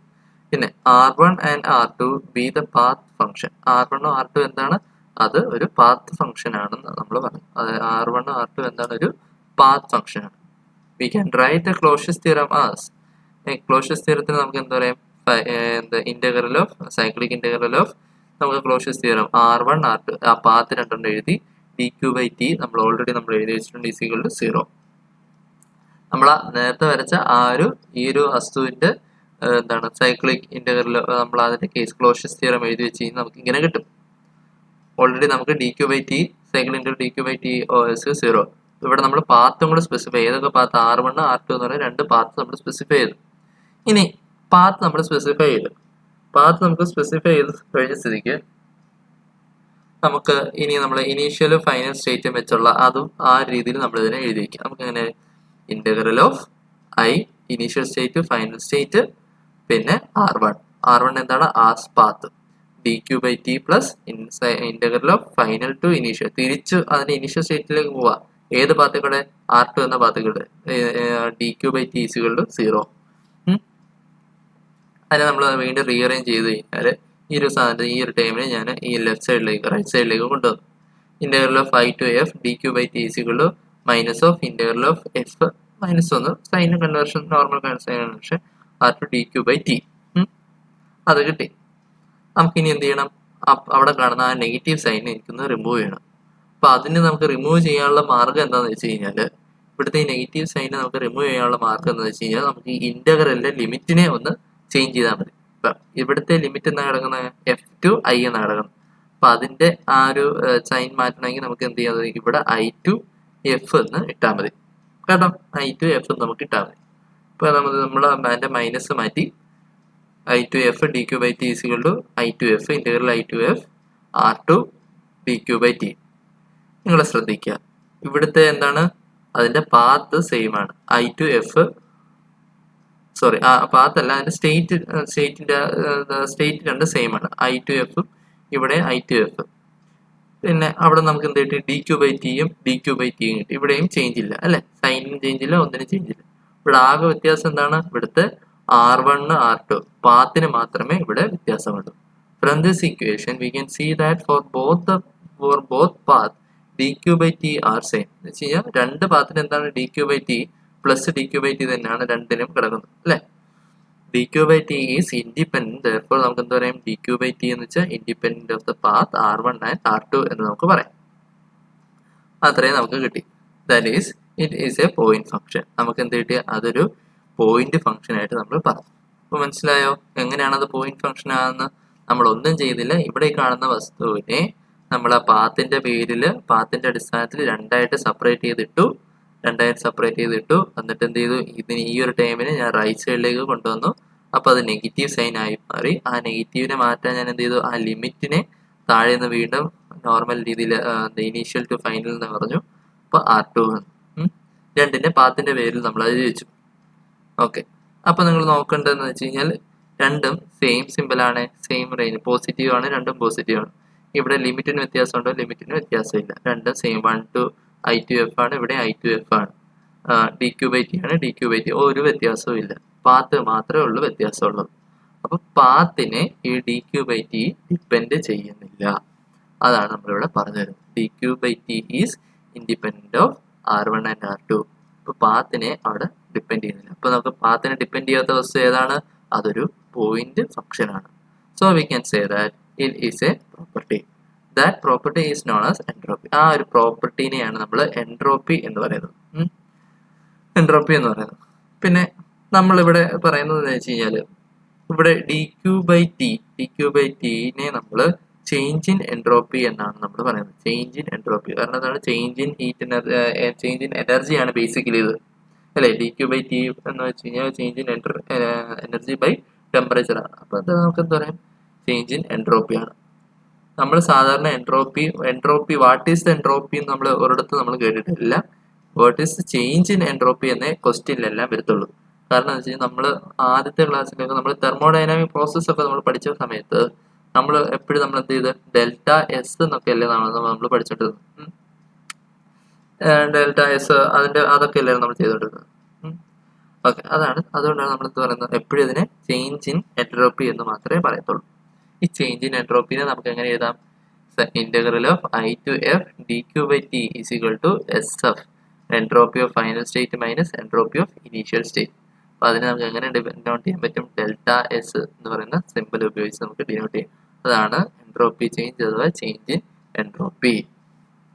അങ്ങനെയാണ് ചേഞ്ച് ഇൻ എൻട്രോപ്പിയിലേക്ക് നമ്മൾ വന്നത്. അപ്പൊ നമ്മൾ അതെങ്ങനെ നമ്മൾ എന്താണ് നമ്മുടെ ക്ലോഷ്യസ് തിയറത്തെ നമ്മളെ കിട്ടിയ സാധനത്തെ നമ്മളതിനെ പ്രോപ്പർട്ടി ആയിട്ട് പറഞ്ഞു. ആ പ്രോപ്പർട്ടി എന്ന് പറയുന്നത് എന്താണെന്ന് കിട്ടി? അത് നമ്മുടെ എന്താണ് എൻട്രോപ്പി, ചേഞ്ച് ഇൻ എൻട്രോപ്പി ആണ് കിട്ടി. പാത്തിനെ ഡിപ്പെൻഡ് ചെയ്യാത്തതുകൊണ്ടാണ് നമുക്ക് കിട്ടിയെന്ന് നമ്മളിവിടെ പ്രൂവ് ചെയ്ത് വെച്ചിട്ടുണ്ട്. We can only find change in entropy. അപ്പം we can only find change in entropy എന്ന് വെച്ചാൽ നമുക്ക് ഒരിക്കലും നമുക്ക് S1 ഏതാണ്, S12 എന്താണ്, എൻട്രോപ്പി ഓഫ് ഇനീഷ്യൽ സ്റ്റേറ്റ് അങ്ങനെ അവർ ചോദിക്കത്തില്ല. We cannot find entropy at a specific point. ഒരു സ്പെസിഫിക് പോയിന്റിലുള്ള എൻട്രോപ്പി നമുക്ക് പറയാം. ഇൻ ഡിഫറെൻറ്റ് തെർമോഡൈനാമിക് പ്രോസസ്, ഇതാണ് ഞാൻ പറഞ്ഞത് നേരത്തെ നമ്മൾ പഠിച്ച തെർമോഡൈനാമിക് പ്രോസസ്സ് ഏതൊക്കെയാണ്? നമ്മുടെ പോളിട്രോപ്പി പ്രോസസ്സ്, മറ്റേ ഐസോബോറിക് പ്രോസസ്സ് എന്നൊക്കെ പഠിച്ചില്ലേ നമ്മൾ പണ്ട് ടേബിളൊക്കെ വരച്ചു. അതിൻ്റെ അകത്തൊക്കെ നമ്മൾ ഏത് ലെറ്റർ ഉപയോഗിച്ച delta S change in entropy എന്നാണ് നമ്മൾ ചെയ്തോണ്ടിരുന്നത്. അത്രയേ ഉള്ളൂ. We can rewrite the above equation as dq by t is equal to ds. dq by t എന്ന് വെച്ച് കഴിഞ്ഞാൽ ഇവിടുത്തെ എന്താണ് നമ്മുടെ ആ എഫിഷ്യൻസി, അത് നമ്മൾ ഏരിയ അണ്ടർ കർവ് എന്ന് പറയുമ്പോൾ നമുക്ക് എന്ത് ഈ ഒരു കർവ് 1 to 2 എന്ന് പറയുന്നത് ടി എസ് ഡയഗ്രാമിൻ്റെ അകത്ത് 1 to 2 പറയുമ്പോൾ നമുക്ക് ഈ ഏരിയ അണ്ടർ കർവ് എടുത്തു കഴിഞ്ഞാൽ ഇനീഷ്യൽ സ്റ്റേറ്റ് 1, നമുക്ക് ഫൈനൽ സ്റ്റേറ്റ് ടി കിട്ടി. താഴെ എന്താണ് എക്സ് ആക്സിസിൽ എന്താണ് എൻട്രോപ്പിയാണ്. ഇപ്പം എന്താണ് ഫൈനൽ എന്താണ് ടി എസ് വരാൻ കാരണം എന്ന് വെച്ച് കഴിഞ്ഞാൽ ഇനി ഫൈനൽ സ്റ്റേറ്റ് S2 S1. അപ്പോൾ S2 മൈനസ് S1 നമുക്ക് എങ്ങനെ എഴുതാം? ഡി എസ് എന്ന് എഴുതാം. ഓക്കെ, ഇപ്പം ഡി ക്യൂ ബൈ ടി എന്ന് വെച്ച് കഴിഞ്ഞാൽ നമുക്ക് ഡി എസ് എന്ന് കിട്ടി. ഇനി ഒന്നുകൂടെ ഒന്ന് റീറൈറ്റ് ചെയ്ത് നമുക്ക് എന്ത് കിട്ടും? D Q is equal to ടിയോടൊപ്പം T D S equation, D Q is equal to T D S എന്ന് നമുക്ക് കിട്ടും. ഓക്കെ, ഇനി നിങ്ങൾ നോക്കേണ്ടതെന്ന് വെച്ച് കഴിഞ്ഞാൽ യൂണിറ്റ് ഓഫ് എൻട്രോപ്പി. ഇതിപ്പോൾ ഞാൻ പറഞ്ഞു വരുന്നതേ ഉള്ളൂ, കാരണം യൂണിറ്റ് ഓഫ് എൻട്രോപ്പി എന്ന് വെച്ച് കഴിഞ്ഞാൽ ജൂൾ പെർ കെൽവിൻ ആണ്. ജൂൾ പെർ കെൽവിൻ, ജൂൾ എങ്ങനെയാണെന്ന് പറഞ്ഞത് D Q, D Q by T ആണല്ലോ ഡി എസ് എന്ന് വെച്ചാൽ. ഡി ക്യൂ ബൈ ടി ആണ് നമ്മുടെ change in entropy. D Q by T, D Q എന്ന് വെച്ചാൽ ഇതാണ് നമ്മുടെ ഹീറ്റ് ട്രാൻസ്ഫർ. ഹീറ്റ് ട്രാൻസ്ഫർ എന്ന് വെച്ചാൽ നമ്മുടെ എനർജി എന്താണ്? ജൂള്. ജൂൾ പെർ ടെമ്പറേച്ചർ എത്രയാണ്? കെൽവിൻ. അപ്പം അങ്ങനെയാണ് നമുക്ക് ജൂൾ പെർ കെൽവിൻ കിട്ടുന്നത്. ഫോർ സ്പെസിഫിക് എൻട്രോപ്പി വരുമ്പോൾ നമുക്ക് എന്തറിയാം? സ്മോൾ ലെറ്റർ എസ് എന്ന് വെച്ച് കഴിഞ്ഞാൽ capital letter S by M. ഒരു മാസിനെ വെച്ച് ഡിപ്പെൻഡ് ചെയ്ത് പറയുമ്പോഴാണ് സ്പെസിഫിക് എൻട്രോപ്പി വരുന്നത്, അല്ലേ? മാസ് ഡിപ്പെൻഡ് ചെയ്ത് മാസിനനുസരിച്ച് ഇങ്ങനെ മാറുന്ന കാര്യങ്ങളൊക്കെ പറയുമ്പോഴാണ് നമുക്ക് എന്ത് പറയാം? S by M. Capital letter S ആണ് ഇവിടെ വരുന്നത് കേട്ടോ. Capital letter S by small M mass ആണ് ഇവിടെ വരുന്നത്. അതുകൊണ്ടാണ് അങ്ങനെയാണ് ഇത് സ്പെസിഫിക് എൻട്രോപ്പി ആയിട്ട് മാറി. S is equal to S by M. അതാണ് അതിന്റെ യൂണിറ്റ് എത്രയാണെന്ന് അറിയാലോ? ജൂൾ പെർ കിലോഗ്രാം കെൽവിൻ ആണ് അതിന്റെ unit. Joule per kilogram kelvin. അത്രയും നമ്മൾ പറഞ്ഞു. നമ്മൾ എന്താണ് ചേഞ്ച് ഇൻ എൻട്രോപ്പിയുടെ കാര്യമായിരുന്നു നമ്മൾ പറഞ്ഞത്. എങ്ങനെയാണ് നമ്മൾ ചേഞ്ച് ഇൻ എൻട്രോപ്പിയിലേക്ക് എത്തിയ കാര്യമാണ് നമ്മളിവിടെ പറഞ്ഞു വെച്ചേക്കുന്നത്. ഇനി അതിൻ്റെ അകത്ത് മെയിനിനകത്ത് വലിയ ഡൗട്ട് കാണാൻ സാധ്യത പറഞ്ഞു, കാരണം അതിന്റെ ഫുൾ എക്സ്പ്ലനേഷനാണ് നമ്മളിവിടെ എഴുതി പോയത്. എന്തുകൊണ്ടാണ് അത് അങ്ങനെ വന്നത്, എന്താണ് അതിന്റെ റീസൺ എല്ലാം എഴുതിയാണ് ഇവിടെ പോയിരുന്നത്. ഓക്കെ, ഇനി inequality of Clausius. Clausius inequality ഒരു സ്ഥിരം ക്വസ്റ്റ്യൻ ആണ്. ക്ലോഷ്യസ് ഇൻഇക്വാലിറ്റി എന്താണെന്നുള്ളത്, ക്ലോഷ്യസ് ഇൻഇക്വാലിറ്റി എഴുതുക, അതിന്റെ ഇക്വേഷൻ എഴുതുക, അതിന്റെ കാര്യങ്ങളൊക്കെ എഴുതാനൊക്കെ പറയും ക്വസ്റ്റ്യൻ. മിക്ക പ്രീവിയസ് ഇയർ ക്വസ്റ്റ്യൻ ഉള്ളതാണ്. അപ്പൊ ക്ലോഷ്യസ് ഇൻഇക്വാലിറ്റി എന്ന് വെച്ച് കഴിഞ്ഞാൽ ക്ലോഷ്യസ് ഇൻഇക്വാലിറ്റിക്കകത്ത് നമ്മളുടെ ആവശ്യം എന്താണെന്ന് വെച്ച് കഴിഞ്ഞാൽ we need to find entropy change in reversible process. ഒരു ഇറിവേഴ്സിബിൾ പ്രോസസ്സിലുള്ള എൻട്രോപ്പി ചേഞ്ചിനെ കണ്ടുപിടിക്കലാണ് നമ്മുടെ മെയിൻ ഒബ്ജക്റ്റീവ് കേട്ടോ, മെയിൻ ഒബ്ജക്റ്റീവ് ആയിട്ടിരിക്കുന്നത്. അപ്പൊ അതിന് നമ്മൾ ആദ്യം വേണ്ടുന്നത് T S diagram. T S ഡയഗ്രാമിലുള്ള ഒരു ഗ്രാഫ് നമ്മൾ വരച്ച്, ഇതെന്താണ്? ഒരു ഐസോതെർമൽ ലൈനാണ്. ഇത് ഐസോതെർമൽ ലൈൻ, കാരണം എന്താണ്? ടെമ്പറേച്ചർ കോൺസ്റ്റന്റ് ആയിട്ടുള്ള ഒരു ഐസോതെർമൽ ലൈനാണ്. Okay, let A B A general process. A B എന്ന് വെച്ചാൽ ഒരു ജനറൽ പ്രോസസ് ആണ്. അത് റിവേഴ്സിബിൾ ആകാം, അത് ഇറിവേഴ്സിബിളും ആകാം. എ ബി എന്ന് വെച്ച് കഴിഞ്ഞാൽ ഒരു റിവേഴ്സിബിൾ പ്രോസസ് ആകാം, റിവേഴ്സിബിൾ പ്രോസസ് ആകാം. Okay, why the other process in the cycle are reversible. ബാക്കിയുള്ള പ്രോസസ്സുകൾ എന്താണ് പറയുന്നത്? ഒരു റിവേഴ്സിബിൾ പ്രോസസ് ആയിട്ടാണ് ഇവിടെ കൺസിഡർ ചെയ്യുന്നത്. അത്ര ആ ഒരു സ്റ്റേറ്റ്മെന്റ് നിങ്ങൾ മനസ്സിലാക്കുക. എന്ന് വെച്ച് കഴിഞ്ഞാൽ ഇവിടെ ഇങ്ങനെ ഒരു കർവ് ലൈൻസ് ഇവിടെ വരുന്നുണ്ട്. നമ്മുടെ ഇതൊരു ഐസോതെർമൽ പ്രോസസ് ആണെന്ന് പറയുന്നുണ്ട്. പിന്നെ എന്താണ് റിവേഴ്സിബിൾ എന്നുള്ള ആ കേസ് നമ്മൾ പറഞ്ഞു. പിന്നെ എന്താണ് ഇതിൻ്റെ അകത്ത് ഞാൻ പല കാർനട്ട് സൈക്കിളായിട്ട് നമ്മൾ ഡിവൈഡ് ചെയ്തപ്പോൾ അതിൻ്റെ അകത്ത് ഫസ്റ്റ് കാർനട്ട് സൈക്കിളിൻ്റെ അകത്തൂടെ എൻ്റർ ചെയ്യുന്ന ആ ഒരു ഹീറ്റ് ട്രാൻസ്ഫർ എനർജീനെ നമ്മൾ ഡി ക്യൂ 1 എന്നല്ല നമ്മൾ റെപ്രസെന്റ് ചെയ്തേക്കുന്നത്, ഡി ക്യൂ എന്ന് മാത്രമേ നമ്മളിവിടെ റെപ്രസെന്റ് ചെയ്തിട്ടുള്ളൂ. എന്നിട്ട് ആ കാർനട്ട് സൈക്കിളിൽ നിന്ന് പുറത്തു പോകുന്ന ആ ഒരു എനർജീനെ നമ്മൾ എന്ത് ചെയ്തു? ഡി ക്യൂ 2 എന്ന് നമ്മൾ റെപ്രസെന്റ് ചെയ്തു. Divide the cycle into number of elementary cycle. ഓരോ ചെറിയ ചെറിയ എലമെന്ററി സൈക്കിൾ ആയിട്ട് നമ്മൾ ഡിവൈഡ് ചെയ്തു. Consider an elementary cycle an elementary cycle, efficiency of that cycle based on heat engine. നമ്മുടെ സാധാരണ നമ്മൾ എഴുതുന്ന ഇക്വേഷൻ ഇല്ലേ, എഫിഷ്യൻസി ഓഫ് ഹീറ്റ് എഞ്ചിൻ, ആ ഒരു സൈക്കിൾ നമ്മൾ റിവേഴ്സിബിൾ ആണ് നമ്മളിവിടെ പറഞ്ഞിട്ടില്ല. പിന്നെ റിവേഴ്സിബിൾ ആണ്, അങ്ങനെ ആയിരുന്നെങ്കിൽ നമ്മുടെ ഇക്വേഷൻ മാറി. ഈറ്റ is equal Q1 minus Q2 by Q1. അതേതാണ് നമ്മുടെ ഹീറ്റ് എഞ്ചിന്റെ എഫിഷ്യൻസി, നമ്മൾ സ്ഥിരമായിട്ട് അറിയുന്ന സാധനം. അപ്പോൾ അത് നമ്മൾ റീറൈറ്റ് ചെയ്ത 1 മൈനസ് Q2 ബൈ Q1 എന്ന് നമുക്ക് എഴുതാം. അപ്പോൾ ഇവിടുത്തെ Q2 എന്താണ്? dQ2 ആണ് നമ്മുടെ Q2. Q1 എത്രയാണ്? dQ ആണ് നമ്മുടെ Q1. അപ്പോൾ അതിനെ നമ്മൾ എഴുതി വെച്ച് കഴിഞ്ഞാൽ 1 മൈനസ് dQ2 ബൈ dQ എന്ന് നമുക്ക് കിട്ടും അല്ലേ? dQ എന്ന് കിട്ടും. അതാണ് eta, efficiency 1 minus dQ by dQ. അപ്പോൾ റിവേഴ്സിബിളിന്റെ കേസിൽ വന്നു കഴിഞ്ഞാൽ നമുക്ക് എങ്ങനെ എഴുതാം? Efficiency of reversible heat engine എന്ന് വെച്ച് കഴിഞ്ഞാൽ ഈറ്റ റിവേഴ്സിബിൾ എന്നിട്ട് നമ്മൾ എന്ത് ചെയ്താൽ നമ്മൾ മേളിൽ കിട്ടിയ അതേ സാധനത്തിനിട്ട് ബ്രാക്കറ്റ് ഇട്ടിട്ട് റിവേഴ്സിബിൾ എഴുതുമ്പോൾ നമുക്ക് അതിന്റെ റിവേഴ്സിബിളിന്റെ ആ ഒരു ഇക്വേഷൻ നമുക്ക് കിട്ടി. ഹീറ്റ് എഞ്ചിൻ റിവേഴ്സിബിൾ ആണെന്ന് പറയുമ്പോഴുള്ള ആ ഇക്വേഷൻ നമുക്ക് കിട്ടി. ആസ് പെർ കാർനർ തിയറം പ്രകാരം efficiency of A reversible engine is more than efficiency of A reversible engine, heat engine. ഇത് വേറൊന്നുമില്ല, നമ്മൾ കാർനറ്റ് എഞ്ചിൻ്റെ അകത്ത് പറഞ്ഞ അതേ കാര്യം തന്നെയുള്ളൂ. എഫിഷ്യൻസി ഓഫ് ഏതാണ് നമ്മുടെ efficiency of reversible heat engine is more efficient than irreversible heat engine.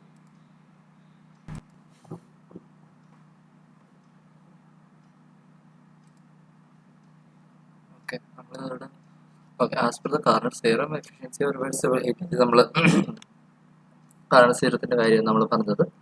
അപ്പോൾ എന്താണ്, നമുക്ക് കാർനറ്റ് തിയറത്തിൻ്റെ നോർമൽ ഒരു എഞ്ചിൻ, പിന്നെ കാർനറ്റ്സ് റിവേഴ്സിബിൾ ഹീറ്റ് എഞ്ചിൻ വരുമ്പോൾ അതിനായിരിക്കും കൂടുതൽ എഫിഷ്യൻസി വരുന്നത്. അപ്പോൾ അതിനായിരിക്കും കൂടുതൽ എഫിഷ്യൻസി വരുന്നത്. അപ്പോൾ അത് ഓൾമോസ്റ്റ് സിമിലർ ആയിരിക്കും എന്ന് പറയാൻ വേണ്ടിയാണ് നമ്മളിവിടെ less than or equal to Carnot's engine അല്ലെങ്കിൽ റിവേഴ്സിബിൾ എഞ്ചിൻ നമ്മളിവിടെ പറഞ്ഞേക്കുന്നത്. അങ്ങനെ ആ രീതിയിൽ നമ്മൾ അതിൻ്റെ ആ ഒരു ടൈംസിനെ നമ്മളിങ്ങനെ എഴുതി വെച്ചു. പിന്നെ അടുത്തത് നമ്മൾ നേരത്തെ മുകളിൽ എഴുതിയ അതേ സാധനം, ഇതേതാ സാധാരണ ഹീറ്റ് എഞ്ചിൻ്റെ ഇക്വേഷൻ എത്രയാണ്? 1 minus dQ2 by dQ less than or equal to 1 minus dQ2 by dQ. dQ അറിയാലോ, നമ്മൾ ആദ്യം കയറുന്ന ആ ഇതിനെയാണ് നമ്മൾ dQ എന്ന് വെച്ച് പറഞ്ഞത്. അപ്പം റിവേഴ്സിബിൾ. പിന്നെ റിമൂവൽ ഓഫ് നെഗറ്റീവ് സൈൻ, ഇത് നമുക്കിനി എന്ത് ചെയ്യണം? Removal of 1 and negative sign. Remove നമുക്ക് എന്ത് ചെയ്യണം എന്ന് വെച്ച് കഴിഞ്ഞാൽ നമുക്കിവിടെ റിമൂവ് 1. ഇവിടുത്തെ നമുക്ക് ഈ 1നെ എടുത്ത് കളയണം, ഇവിടെ കാണുന്ന ഈ 2 1നെ എടുത്ത് കളയണം, പിന്നെ ഈ നെഗറ്റീവ് സൈനിനെ നമുക്ക് എടുത്ത് കളയണം. അപ്പോൾ അതിനെന്തോ ചെയ്യണമെന്ന് വെച്ച് കഴിഞ്ഞാൽ നമുക്ക് ഈ 1നെ നമുക്ക് എടുത്ത് കളയാം. കാരണം എന്താണ്, 2 സൈഡിലും ഉണ്ടായതുകൊണ്ട് നമുക്ക് എന്ത് ചെയ്യാം? 2നെ നമുക്ക് എടുത്ത് കളയാൻ പറ്റും. Negative dQ2 by dQ less than or equal to minus dQ2 by dQ. നിങ്ങൾ ഇതിൻ്റെ അകത്തൊരു എക്സാമ്പിൾ മനസ്സിലാക്കേണ്ടതെന്ന് വെച്ച് കഴിഞ്ഞാൽ, ഇനി നമ്മൾ എഴുതി വെച്ചു dQ2 ബൈ dQ2 നമ്മൾ അതിനെ എന്ത് ചെയ്തു? അതിനെ നമ്മൾ സിമ്പിൾ ആയിട്ടുള്ള രീതിയിലാണെങ്കിൽ നമുക്ക് ഈ നെഗറ്റീവിനെ നമുക്ക് എടുത്ത് കളയാം അല്ലേ? അപ്പോൾ അതിന് നമ്മൾ വേണ്ടിയത് dQ2 by dQ less than or equal to dQ2 by dQ. അപ്പം ഇത്രയും രീതിയിലാണ് നമ്മൾ സാധാരണ രീതിയിൽ നമ്മൾ എഴുതുന്നത്. പക്ഷേ നമ്മൾ നോക്കുക, ഇപ്പോൾ ഇവിടെ ഒരു എക്സാമ്പിൾ എടുക്കാം. മേളത്തെ എക്സാമ്പിൾ വെച്ചിട്ടാണ് 1 മൈനസ്, ഇവിടെ നേരത്തെ 1 ഉണ്ടായിരുന്നല്ലോ, 1 മൈനസ് dQ2 ബൈ dQന് നമ്മൾ 3 ഇട്ട്. അപ്പം less than or equal to 1 minus 2. ഇതെന്താണ്?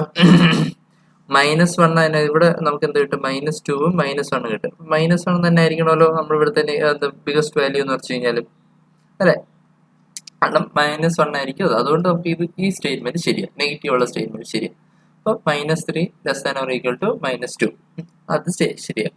പക്ഷേ നമ്മളെ നെഗറ്റീവ് നമ്മൾ സാധാരണ രീതിയിൽ നെഗറ്റീവ് എടുത്ത് കളയുകയാണെങ്കിൽ അത് പറ്റത്തില്ല. നെഗറ്റീവ് എടുത്ത് കളഞ്ഞാൽ അപ്പോൾ 3 less than or equal to 2 വരുമോ? ആ സ്റ്റേറ്റ് ഒരിക്കലും വരത്തില്ല. അപ്പോൾ അങ്ങനെ വരണമെങ്കിൽ നമുക്ക് എന്ത് ചെയ്യണം? ഈ 2നെ ഇവിടെയും കൊണ്ടുവരണം, 3നെ ഇവിടെയും കൊണ്ടുവരണം. അപ്പോൾ നമുക്ക് എന്ത് 3 greater than or equal to 2 എന്ന് നമുക്ക് എഴുതി വെക്കാൻ പറ്റും. അപ്പോൾ അതാണ് നമ്മളിവിടെ അപ്ലൈ ചെയ്യേണ്ടത്. അപ്പോൾ we cannot write like this. നമുക്ക് ഇതുപോലെ നമുക്ക് എഴുതി വയ്ക്കാൻ പറ്റില്ല. So we will change the sign. അപ്പോൾ നമ്മൾ അതിൻ്റെ ഈ ഒരു ഇതിനെ നമ്മൾ എന്താ ഇന്റർചേഞ്ച് ചെയ്തപ്പോൾ നമുക്ക് എന്ത് ചെയ്യണം? dQ2 by dQ greater than or equal to dQ2 by dQ reversible. അത്രയും നമ്മൾ എഴുതി വെച്ചു. അതെങ്ങനെയാണ് സൈൻ മാറിയതിൻ്റെ എക്സാമ്പിളാണ് ഞാനിവിടെ സൈഡിൽ കൊടുത്തേക്കുന്നത്. ഓക്കെ. പിന്നെ ഇന്റർചേഞ്ച് ന്യൂമറേറ്റർ ആൻഡ് ഡിനോമിനേറ്റർ. നമ്മൾ എന്ത് ചെയ്തു, ഞാൻ ഈ ന്യൂമറേറ്ററിനെ ഡിനോമിനേറ്ററിനെ ഒന്ന് ഇന്റർചേഞ്ച് ചെയ്തു. ഇന്റർചേഞ്ച് ചെയ്തപ്പോൾ നമുക്ക് എന്ത് ചെയ്യാം, നമുക്ക് ഈ സിമ്പിളിനെ വീണ്ടും ഒന്ന് റിവേഴ്സ് ചെയ്യാം. D Q by D Q two less than or equal to D Q by D Q two reversible. Since D Q by D Q two is for reversible, ഇത് റിവേഴ്സിബിളിന്റെ കേസ് ആയതുകൊണ്ട് നമ്മൾ പറയാം, നമുക്കറിയാലോ, നമുക്ക് already D Q by D Q Q one by Q two is equal to T one by T two എന്ന് നമുക്കറിയാലോ. ഈ റിലേഷൻ നമുക്ക് ഓൾറെഡി റിവേഴ്സിബിളിന്റെ കേസ് അല്ലെങ്കിൽ മാക്സിമം എഫിഷ്യൻസി ഓഫ് ഹീറ്റ് എഞ്ചിന്റെ ഒരു ഇത് പറഞ്ഞില്ലേ. അപ്പോൾ ഈ ഒരു റിലേഷൻ നമുക്ക് കിട്ടുമല്ലോ. അപ്പൊ അങ്ങനെ ആണെങ്കിൽ നമുക്ക് ഈ D Q by D Q ടുവിനെ നമുക്ക് എങ്ങനെ എഴുതാം, ടി ബൈ ടി ടു എന്ന് നമുക്ക് എഴുതാമല്ലോ. അപ്പൊ അതാണ് ഇവിടെ പറഞ്ഞത്, D Q by D Q two less than or equal to T by T two. D Q by D Q two less than or equal to T by T two. അപ്പൊ ഈ ഒരു statement നമ്മൾ ഒന്നുകൂടെ ഒന്ന് rewrite ചെയ്തപ്പോൾ നമുക്ക് ഇങ്ങനെ കിട്ടി. അപ്പൊ അതിന് ഞാനൊരു പേര് കൊടുത്തു, എ എന്ന് പറയുന്ന ഇക്വേഷൻ ആയിട്ട് നമ്മൾ അതിനെ നെയിമിംഗ് കൊടുത്തു. ഇനി അടുത്ത്, in order to find the entropy change for irreversible process, ഒരു ഇറിവേഴ്സിബിൾ പ്രോസസ്സിന്റെ എൻട്രോപ്പി ചേഞ്ച് കണ്ടുപിടിക്കണമെങ്കിൽ we know D Q by D Q by T ഇസികൾ D S. എന്ത് ചെയ്തപ്പോഴാണ് നമുക്ക് ഇങ്ങനെ ഒരു ഗ്രാഫ് വരച്ചപ്പം നമ്മൾ അതിന്റെ ഏതാണ് അതിന്റെ ഏരിയ അണ്ടർ ദ കർവ് നമ്മൾ എടുത്തപ്പോൾ S2 minus S1, area under the curve അല്ല, ഈ ഒരു താഴത്തെ ഡിസ്റ്റൻസ് വെച്ചെടുക്കുമ്പോൾ S2 നമ്മൾ ഫൈനൽ എൻട്രോപ്പി, ഇനീഷ്യൽ എൻട്രോപ്പി, അതിന്റെ ചേഞ്ചിനാണ് നമുക്ക് ഇവിടെ കിട്ടിയേക്കുന്നത് അല്ലെ. D S, D Q by T ഇസികൾ D S എന്നുള്ള സ്റ്റേറ്റ്മെന്റ് നമുക്ക് കിട്ടി. Interchange D Q and T in a, നമുക്ക് എന്ത് ചെയ്യാം, എയിലുള്ള ആ ഡി ക്യൂവിനെയും ടിനെയും നമുക്കൊന്ന് ചേഞ്ച് ചെയ്യാൻ പറ്റും, എന്തെന്നാ ഇന്റർചേഞ്ച് ചെയ്തിരിക്കും. അപ്പൊ നമുക്ക് എന്താ D Q by D Q two എന്ന് വെച്ചാൽ ഇതാണ് നമ്മുടെ ഇനീഷ്യൽ സ്റ്റേറ്റ്മെന്റ്. ഈ സ്റ്റേറ്റ്മെന്റ് ആണ് ഇവിടെ ഒന്നുകൂടി എഴുതി വെച്ചേക്കുന്നത്. എന്നെ നമുക്കൊന്ന് ഇന്റർചേഞ്ച് ചെയ്ത് D Q by T, D Q by T, ഈ ടി നമ്മളിവിടെ കൊണ്ടുവരുമെന്നാണ് ഇവിടെ പറയുന്നത്. ഡി ക്യൂ ടുവിനെയും ടിനെയും ഒന്ന് ഇന്റർചേഞ്ച് ചെയ്യാം. T less than or equal to ഇവിടുത്തെ ഡി ക്യൂ ടു എങ്ങോട്ട് പോകും, റൈറ്റ് സൈഡിലേക്ക് D Q two by T two reversible എന്ന് നമ്മൾ എഴുതി. അപ്പോൾ ഡി ക്യൂ ബൈ ടിനെ നമുക്ക് എന്ത് വെച്ച് റീപ്ലേസ് ചെയ്യാൻ പറ്റും, ഡി എസ് വെച്ച് റീപ്ലേസ് ചെയ്യാൻ പറ്റുമല്ലോ. അതുമാണ് നമ്മളിവിടെ പറയുന്നത്. Right side is for reversible condition, so we can replace the right side with D Q by T less than or equal to D S എന്ന് നമുക്ക് എഴുതി. അപ്പൊ രണ്ട് സൈഡ് നമ്മൾ ഇന്റഗ്രേറ്റ് ചെയ്ത് കഴിഞ്ഞാൽ cyclic integral of D Q by T less than or equal to cyclic integral of D S. അതാണ് ഇവിടെ തന്നേക്കുന്നത്. എന്ന് വെച്ച് കഴിഞ്ഞാൽ നമ്മളിവിടെ ചെയ്തേക്കുന്നത്, സോറി, ഈ ഡി ക്യൂ ബൈ ടി അല്ല, നമ്മൾ ഈ റിവേഴ്സിബിളിന്റെ കേസിലുള്ള അതായിരുന്നു നമ്മൾ ചെയ്തത്. റിവേഴ്സിബിളിന്റെ കേസിലുള്ള അതിനെ നമുക്ക് എന്ത് ചെയ്യാം, ഏത് സിമ്പിൾ ഡി എസ് വെച്ച് നമുക്ക് റീപ്ലേസ് ചെയ്ത് വയ്ക്കാൻ പറ്റും. അപ്പോൾ നമുക്ക് D Q by T less than or equal to D S, integrate both side D Q by T less than or equal to cyclic integral of D S. We know for a cyclic process, cyclic integral of a property is 0. അല്ലേ, എന്താണ് നമ്മൾ already നമ്മൾ പഠിച്ചായിരുന്നു, cyclic integral of a property. ഒരു cyclic പ്രോസസ്സിൽ അതിന്റെ പ്രോപ്പർട്ടിയുടെ change എന്ന് വെച്ച് കഴിഞ്ഞാൽ 0 ആയിരിക്കും. ചേഞ്ച് ഇൻ പ്രോപ്പർട്ടി ആണ്. Cyclic integral of D Q by T എന്ന് വെച്ച് കഴിഞ്ഞാൽ നമുക്ക് എന്ത് കിട്ടി, അത് 0 ആയിട്ട് കിട്ടി. കാരണം എന്താണ്, ഇവിടുത്തെ ഈ cyclic integral of entropy change എന്താണ്, 0. അപ്പോൾ ഒരു സൈക്ലിക് പ്രോസസ്സിൽ എൻട്രോപ്പി ചേഞ്ച് 0 ആണ്. നമുക്ക് അതാണ് സ്റ്റേറ്റ്മെന്റ് കിട്ടി, D Q by T less than or equal to 0 എന്നും കിട്ടി. അപ്പോൾ അതിനെയാണ് നമ്മൾ this is known as inequality of Clausius. അതിനെയാണ് നമ്മൾ ക്ലോഷ്യസിന്റെ ഇൻഇക്വാലിറ്റി എന്ന് നമ്മൾ പറയുന്നത്. അപ്പം ഇതിൻ്റെ അകത്തുള്ള കുഴപ്പം ഇതിൻ്റെ അകത്ത് നമുക്കൊരു 3 കേസസ് നമ്മൾ ഇതിൻ്റെ അകത്ത് പറയുന്നുണ്ട്. 3 സ്റ്റേറ്റ്മെന്റ് പറയുന്നത് cyclic integral of D Q by T is equal to 0, cycle is reversible, അങ്ങനെയാണെങ്കിൽ അതിനെ റിവേഴ്സിബിൾ, സൈക്കിൾ റിവേഴ്സിബിൾ എന്ന് പറയാം. ലെസ് ദാൻ 0 ആണെങ്കിൽ ഇറിവേഴ്സിബിൾ, ഗ്രേറ്റർ ദാൻ 0 ആണെങ്കിൽ ഇറ്റ് ഈസ് ഇമ്പോസിബിൾ. ഈ 3 കേസോടെ എഴുതിച്ച് ഇത്രയും ചെയ്യാൻ അറിയാലോ. ഇതെല്ലാം ഭയങ്കര സിമ്പിൾ ആണ്. വെറുതെ ഇതിന്റെ കാര്യങ്ങളെല്ലാം ഞാനിവിടെ എഴുതി വെച്ചിട്ടുണ്ട്. എങ്ങനെയാണ് അത് മാറ്റുന്നത് എന്നുള്ളതെല്ലാം, എന്താണ് അതിന്റെ സബ്സ്റ്റിറ്റ്യൂഷൻ ഒക്കെ വരുന്നതൊക്കെ ഞാൻ എഴുതി വെച്ചിട്ടുണ്ട്. അടുത്തത് ആ 3 സ്റ്റേറ്റ്മെന്റും ആ 3 കണ്ടീഷനും നമ്മൾ എഴുതി വെച്ചു. ഇത് വെച്ചപ്പോൾ എന്ത് കഴിഞ്ഞു, നമ്മുടെ ക്ലോഷ്യസ് ഇൻഇക്വാലിറ്റി കഴിഞ്ഞു. ഇനിയുള്ള ടൈം എന്താണെന്ന് വെച്ച് കഴിഞ്ഞാൽ എൻട്രോപ്പി ആസ് എ പ്രിൻസിപ്പിൾ. നമ്മൾ നോക്കേണ്ടത് എൻട്രോപ്പി പ്രിൻസിപ്പിൾ ആണ് നമുക്ക് നോക്കേണ്ടത്. നമുക്ക് ഓൾറെഡി അറിയാം D Q by T less than or equal to എന്താണ്, ഡി എസ് ആണെന്നറിയാം. ഫോർ ആൻ ഐസോതെർമൽ പ്രോസസ്, ഒരു ഐസോതെർമൽ പ്രോസസ്സിൽ D Q is equal to 0 ആണെന്നുള്ളത് നമുക്കറിയാം. ബിക്കോസ് എന്താണ്, സോറി, ഐസോതെർമൽ പോട്ട് ഐസൊലേറ്റഡ് സിസ്റ്റം. കാരണം എന്താണ്, അത് അതിന്റെ സറൗണ്ടിങ്ങും പിന്നെ അതിന്റെ സിസ്റ്റം സറൗണ്ടിങ്സിലേക്ക് ഐസൊലേറ്റഡ് ആണ്. ഐസൊലേറ്റഡ് എന്ന് വെച്ചാൽ സിസ്റ്റം എന്താണ് ക്ലോസ്ഡ് ആണ്. അപ്പം പുറത്തേക്ക് എങ്ങോട്ട് എന്താണ് ക്യൂ ഹീറ്റ് ട്രാൻസ്ഫർ ഒന്നും നടക്കത്തില്ല. അതുകൊണ്ടാണ് D Q is equal to 0 because no heat or energy transfer with surrounding.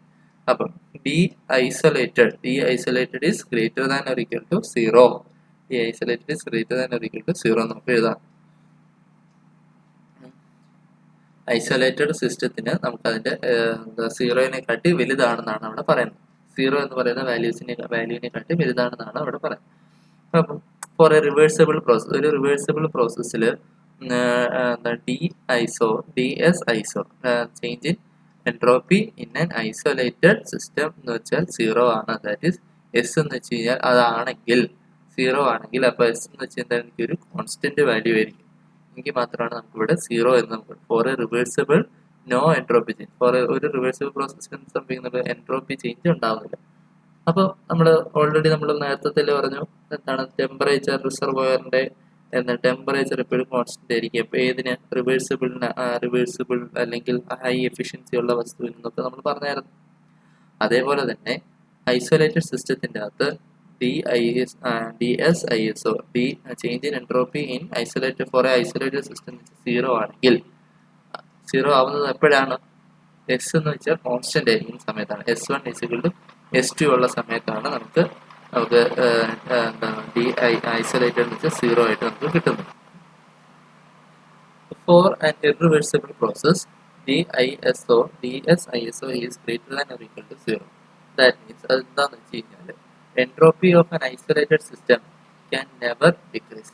കാരണം എന്താണ്, അത് പുറത്തേക്കൊന്നും ഒരു വിധത്തിലുള്ള ഹീറ്റ് ട്രാൻസ്ഫർ ഒന്നും നടത്തുന്നില്ല. അപ്പം entropy always increases and remains constant when the process is reversible.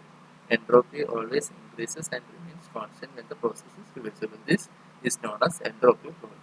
അതിനെയാണ് എൻട്രോപ്പിയുടെ പ്രിൻസിപ്പിൾ എന്ന് പറയുന്നത്. ഫോർ ആൻ ഇർറിവേഴ്സിബിൾ പ്രോസസ്, ഒരു ഇർറിവേഴ്സിബിൾ പ്രോസസ്സിന് ഐസൊലേറ്റഡ് സിസ്റ്റത്തിന്റെ ചേഞ്ച് ഇൻ എൻട്രോപ്പി എന്ന് വെച്ച് കഴിഞ്ഞാൽ ഗ്രേറ്റർ ദാൻ 0 ആയിരിക്കും, അല്ലെങ്കിൽ greater than or equal to 0 ആയിരിക്കും. അതാണ് പറഞ്ഞത്. ഒരു റിവേഴ്സിബിൾ പ്രോസസ്സിന്റെ അകത്ത് ചേഞ്ച് ഇൻ എൻട്രോപ്പി എന്തായിരിക്കും? റിവേഴ്സിബിൾ പ്രോസസ്സിന്റെ അകത്ത് എന്തായിരിക്കും? ഓൾമോസ്റ്റ് സിമിലർ ആയിരിക്കും, അതൊന്നും കോൺസ്റ്റന്റ് ആയിരിക്കും. ഫോർ ഇറിവേഴ്സിബിൾ പ്രോസസ്സിന്റെ അകത്ത് എന്തായിരിക്കും? ഇറിവേഴ്സിബിൾ പ്രോസസ് എന്ന് പറയുമ്പോൾ നമുക്കൊരു ഐസൊലേറ്റഡ് സിസ്റ്റം തന്നെ എടുക്കാം. അതിൽ നിന്ന് എന്തായിരിക്കും? ഇത് തന്നെയായിരിക്കും കേസ് എന്ന് വെച്ച് കഴിഞ്ഞാൽ entropy changes greater than 1 or equal to 0.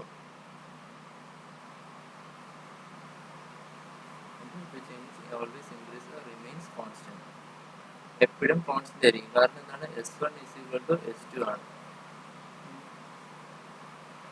Okay, this is known as entropy principle. Entropy ഒക്കെ അതിനെ ഒന്നുകൂടെ എഴുതി വെച്ച് അത് വെറുതെ ഒരു സ്റ്റേറ്റ്മെന്റ് വേറൊരു സ്റ്റേറ്റ്മെന്റ് ഒന്നുകൂടെ എഴുതി വെച്ചേ ഉള്ളൂ. അപ്പോൾ change in entropy of universe should be greater than or equal to 0. ഒന്നുമില്ല, നമ്മുടെ മേളിൽ ചെയ്ത ആ റിവേഴ്സിബിളിന്റെ ആ കേസ് ഒന്നുകൂടെ യൂണിവേഴ്സിന്റെ കേസിൽ നമ്മൾ ഒന്നുകൂടെ പറഞ്ഞതേ ഉള്ളൂ, വേറെ ഒന്നുമില്ല, ഇത്രേ ഉള്ളൂ.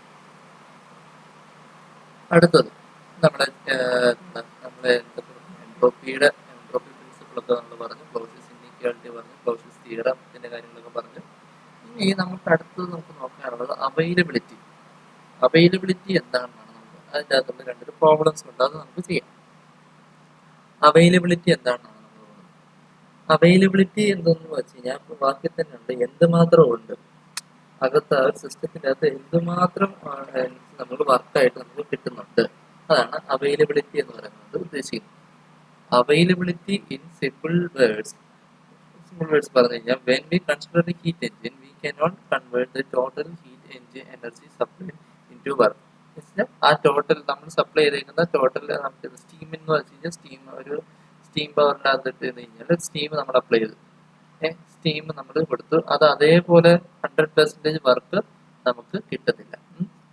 100% വർക്ക് നമുക്ക് കിട്ടത്തില്ല, അതാണ് കിട്ടത്തില്ല. Okay, availability is that amount of energy which can be converted into work. അപ്പം നമുക്ക് ഇതിൻ്റെ അകത്ത് കുറച്ച് ലോസ് ഉണ്ടാവും. ആ ലോസ് ഈ Q1 നിന്ന് ഈ നമ്മൾ ഈ സാധനത്തിന് നമ്മൾ വർക്ക് ചെയ്യിച്ചു നമുക്ക് വർക്ക് ഔട്ട്പുട്ട് കിട്ടി. അതിൻ്റെ അകത്ത് കുറച്ച് ലോസസ് ഉണ്ട്, അത് ഒഴിച്ച് ബാക്കിയുള്ളതെന്ന് കിട്ടി നമുക്ക് വർക്കായിട്ട് കിട്ടി.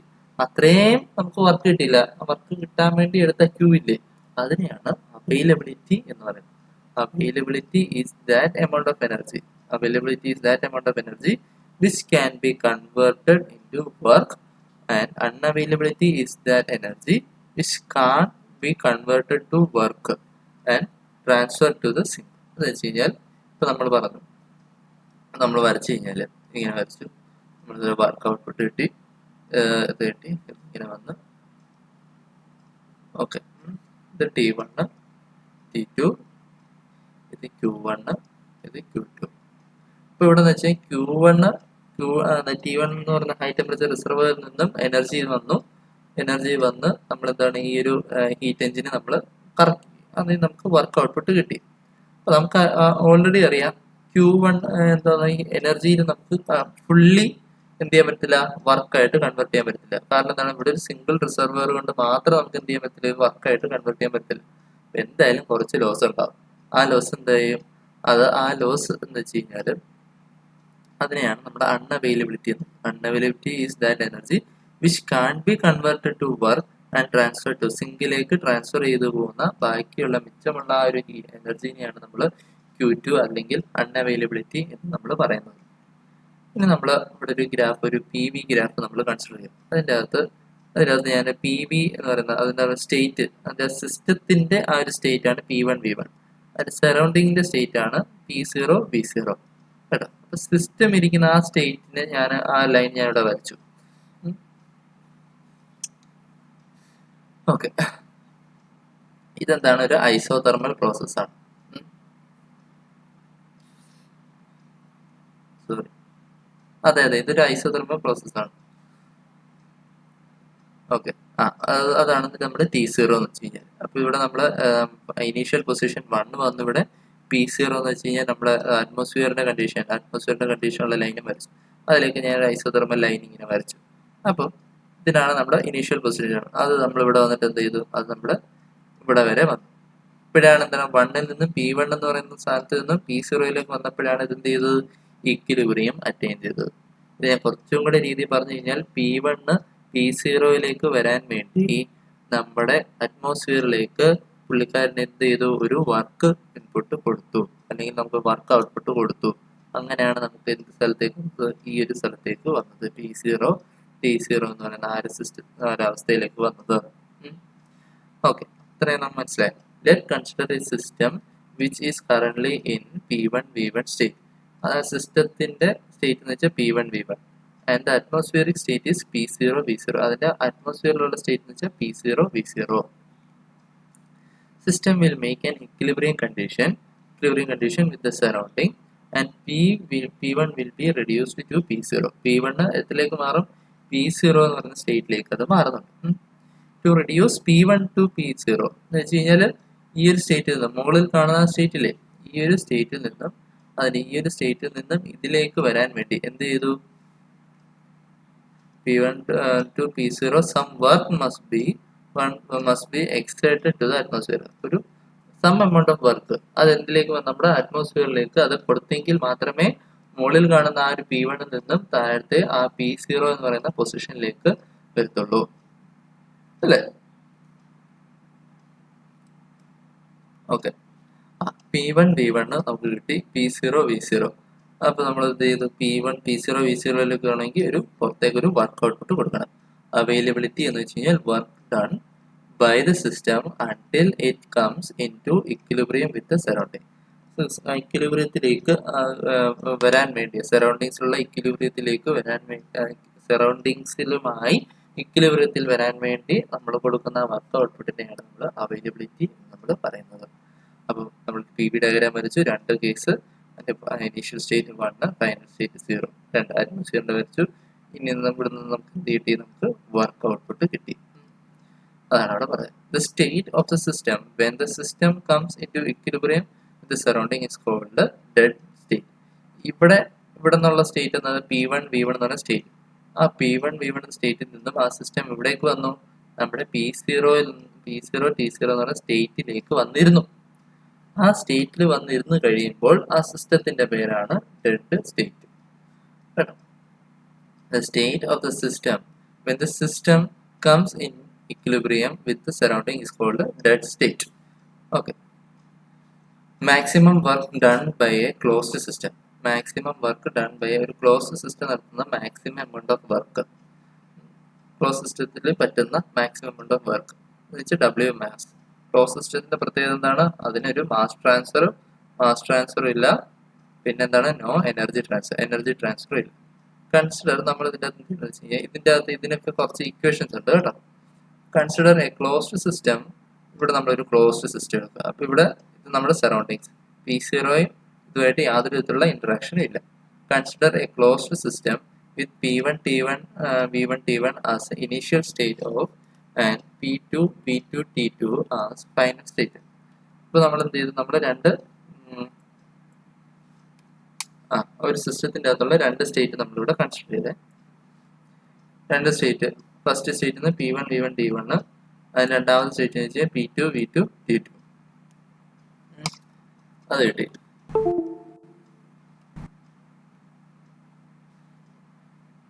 And the final state. Since system is closed one ആയതുകൊണ്ട് P1 V1 T1 won't change to P0 V0 T0. കാരണം എന്താണ്?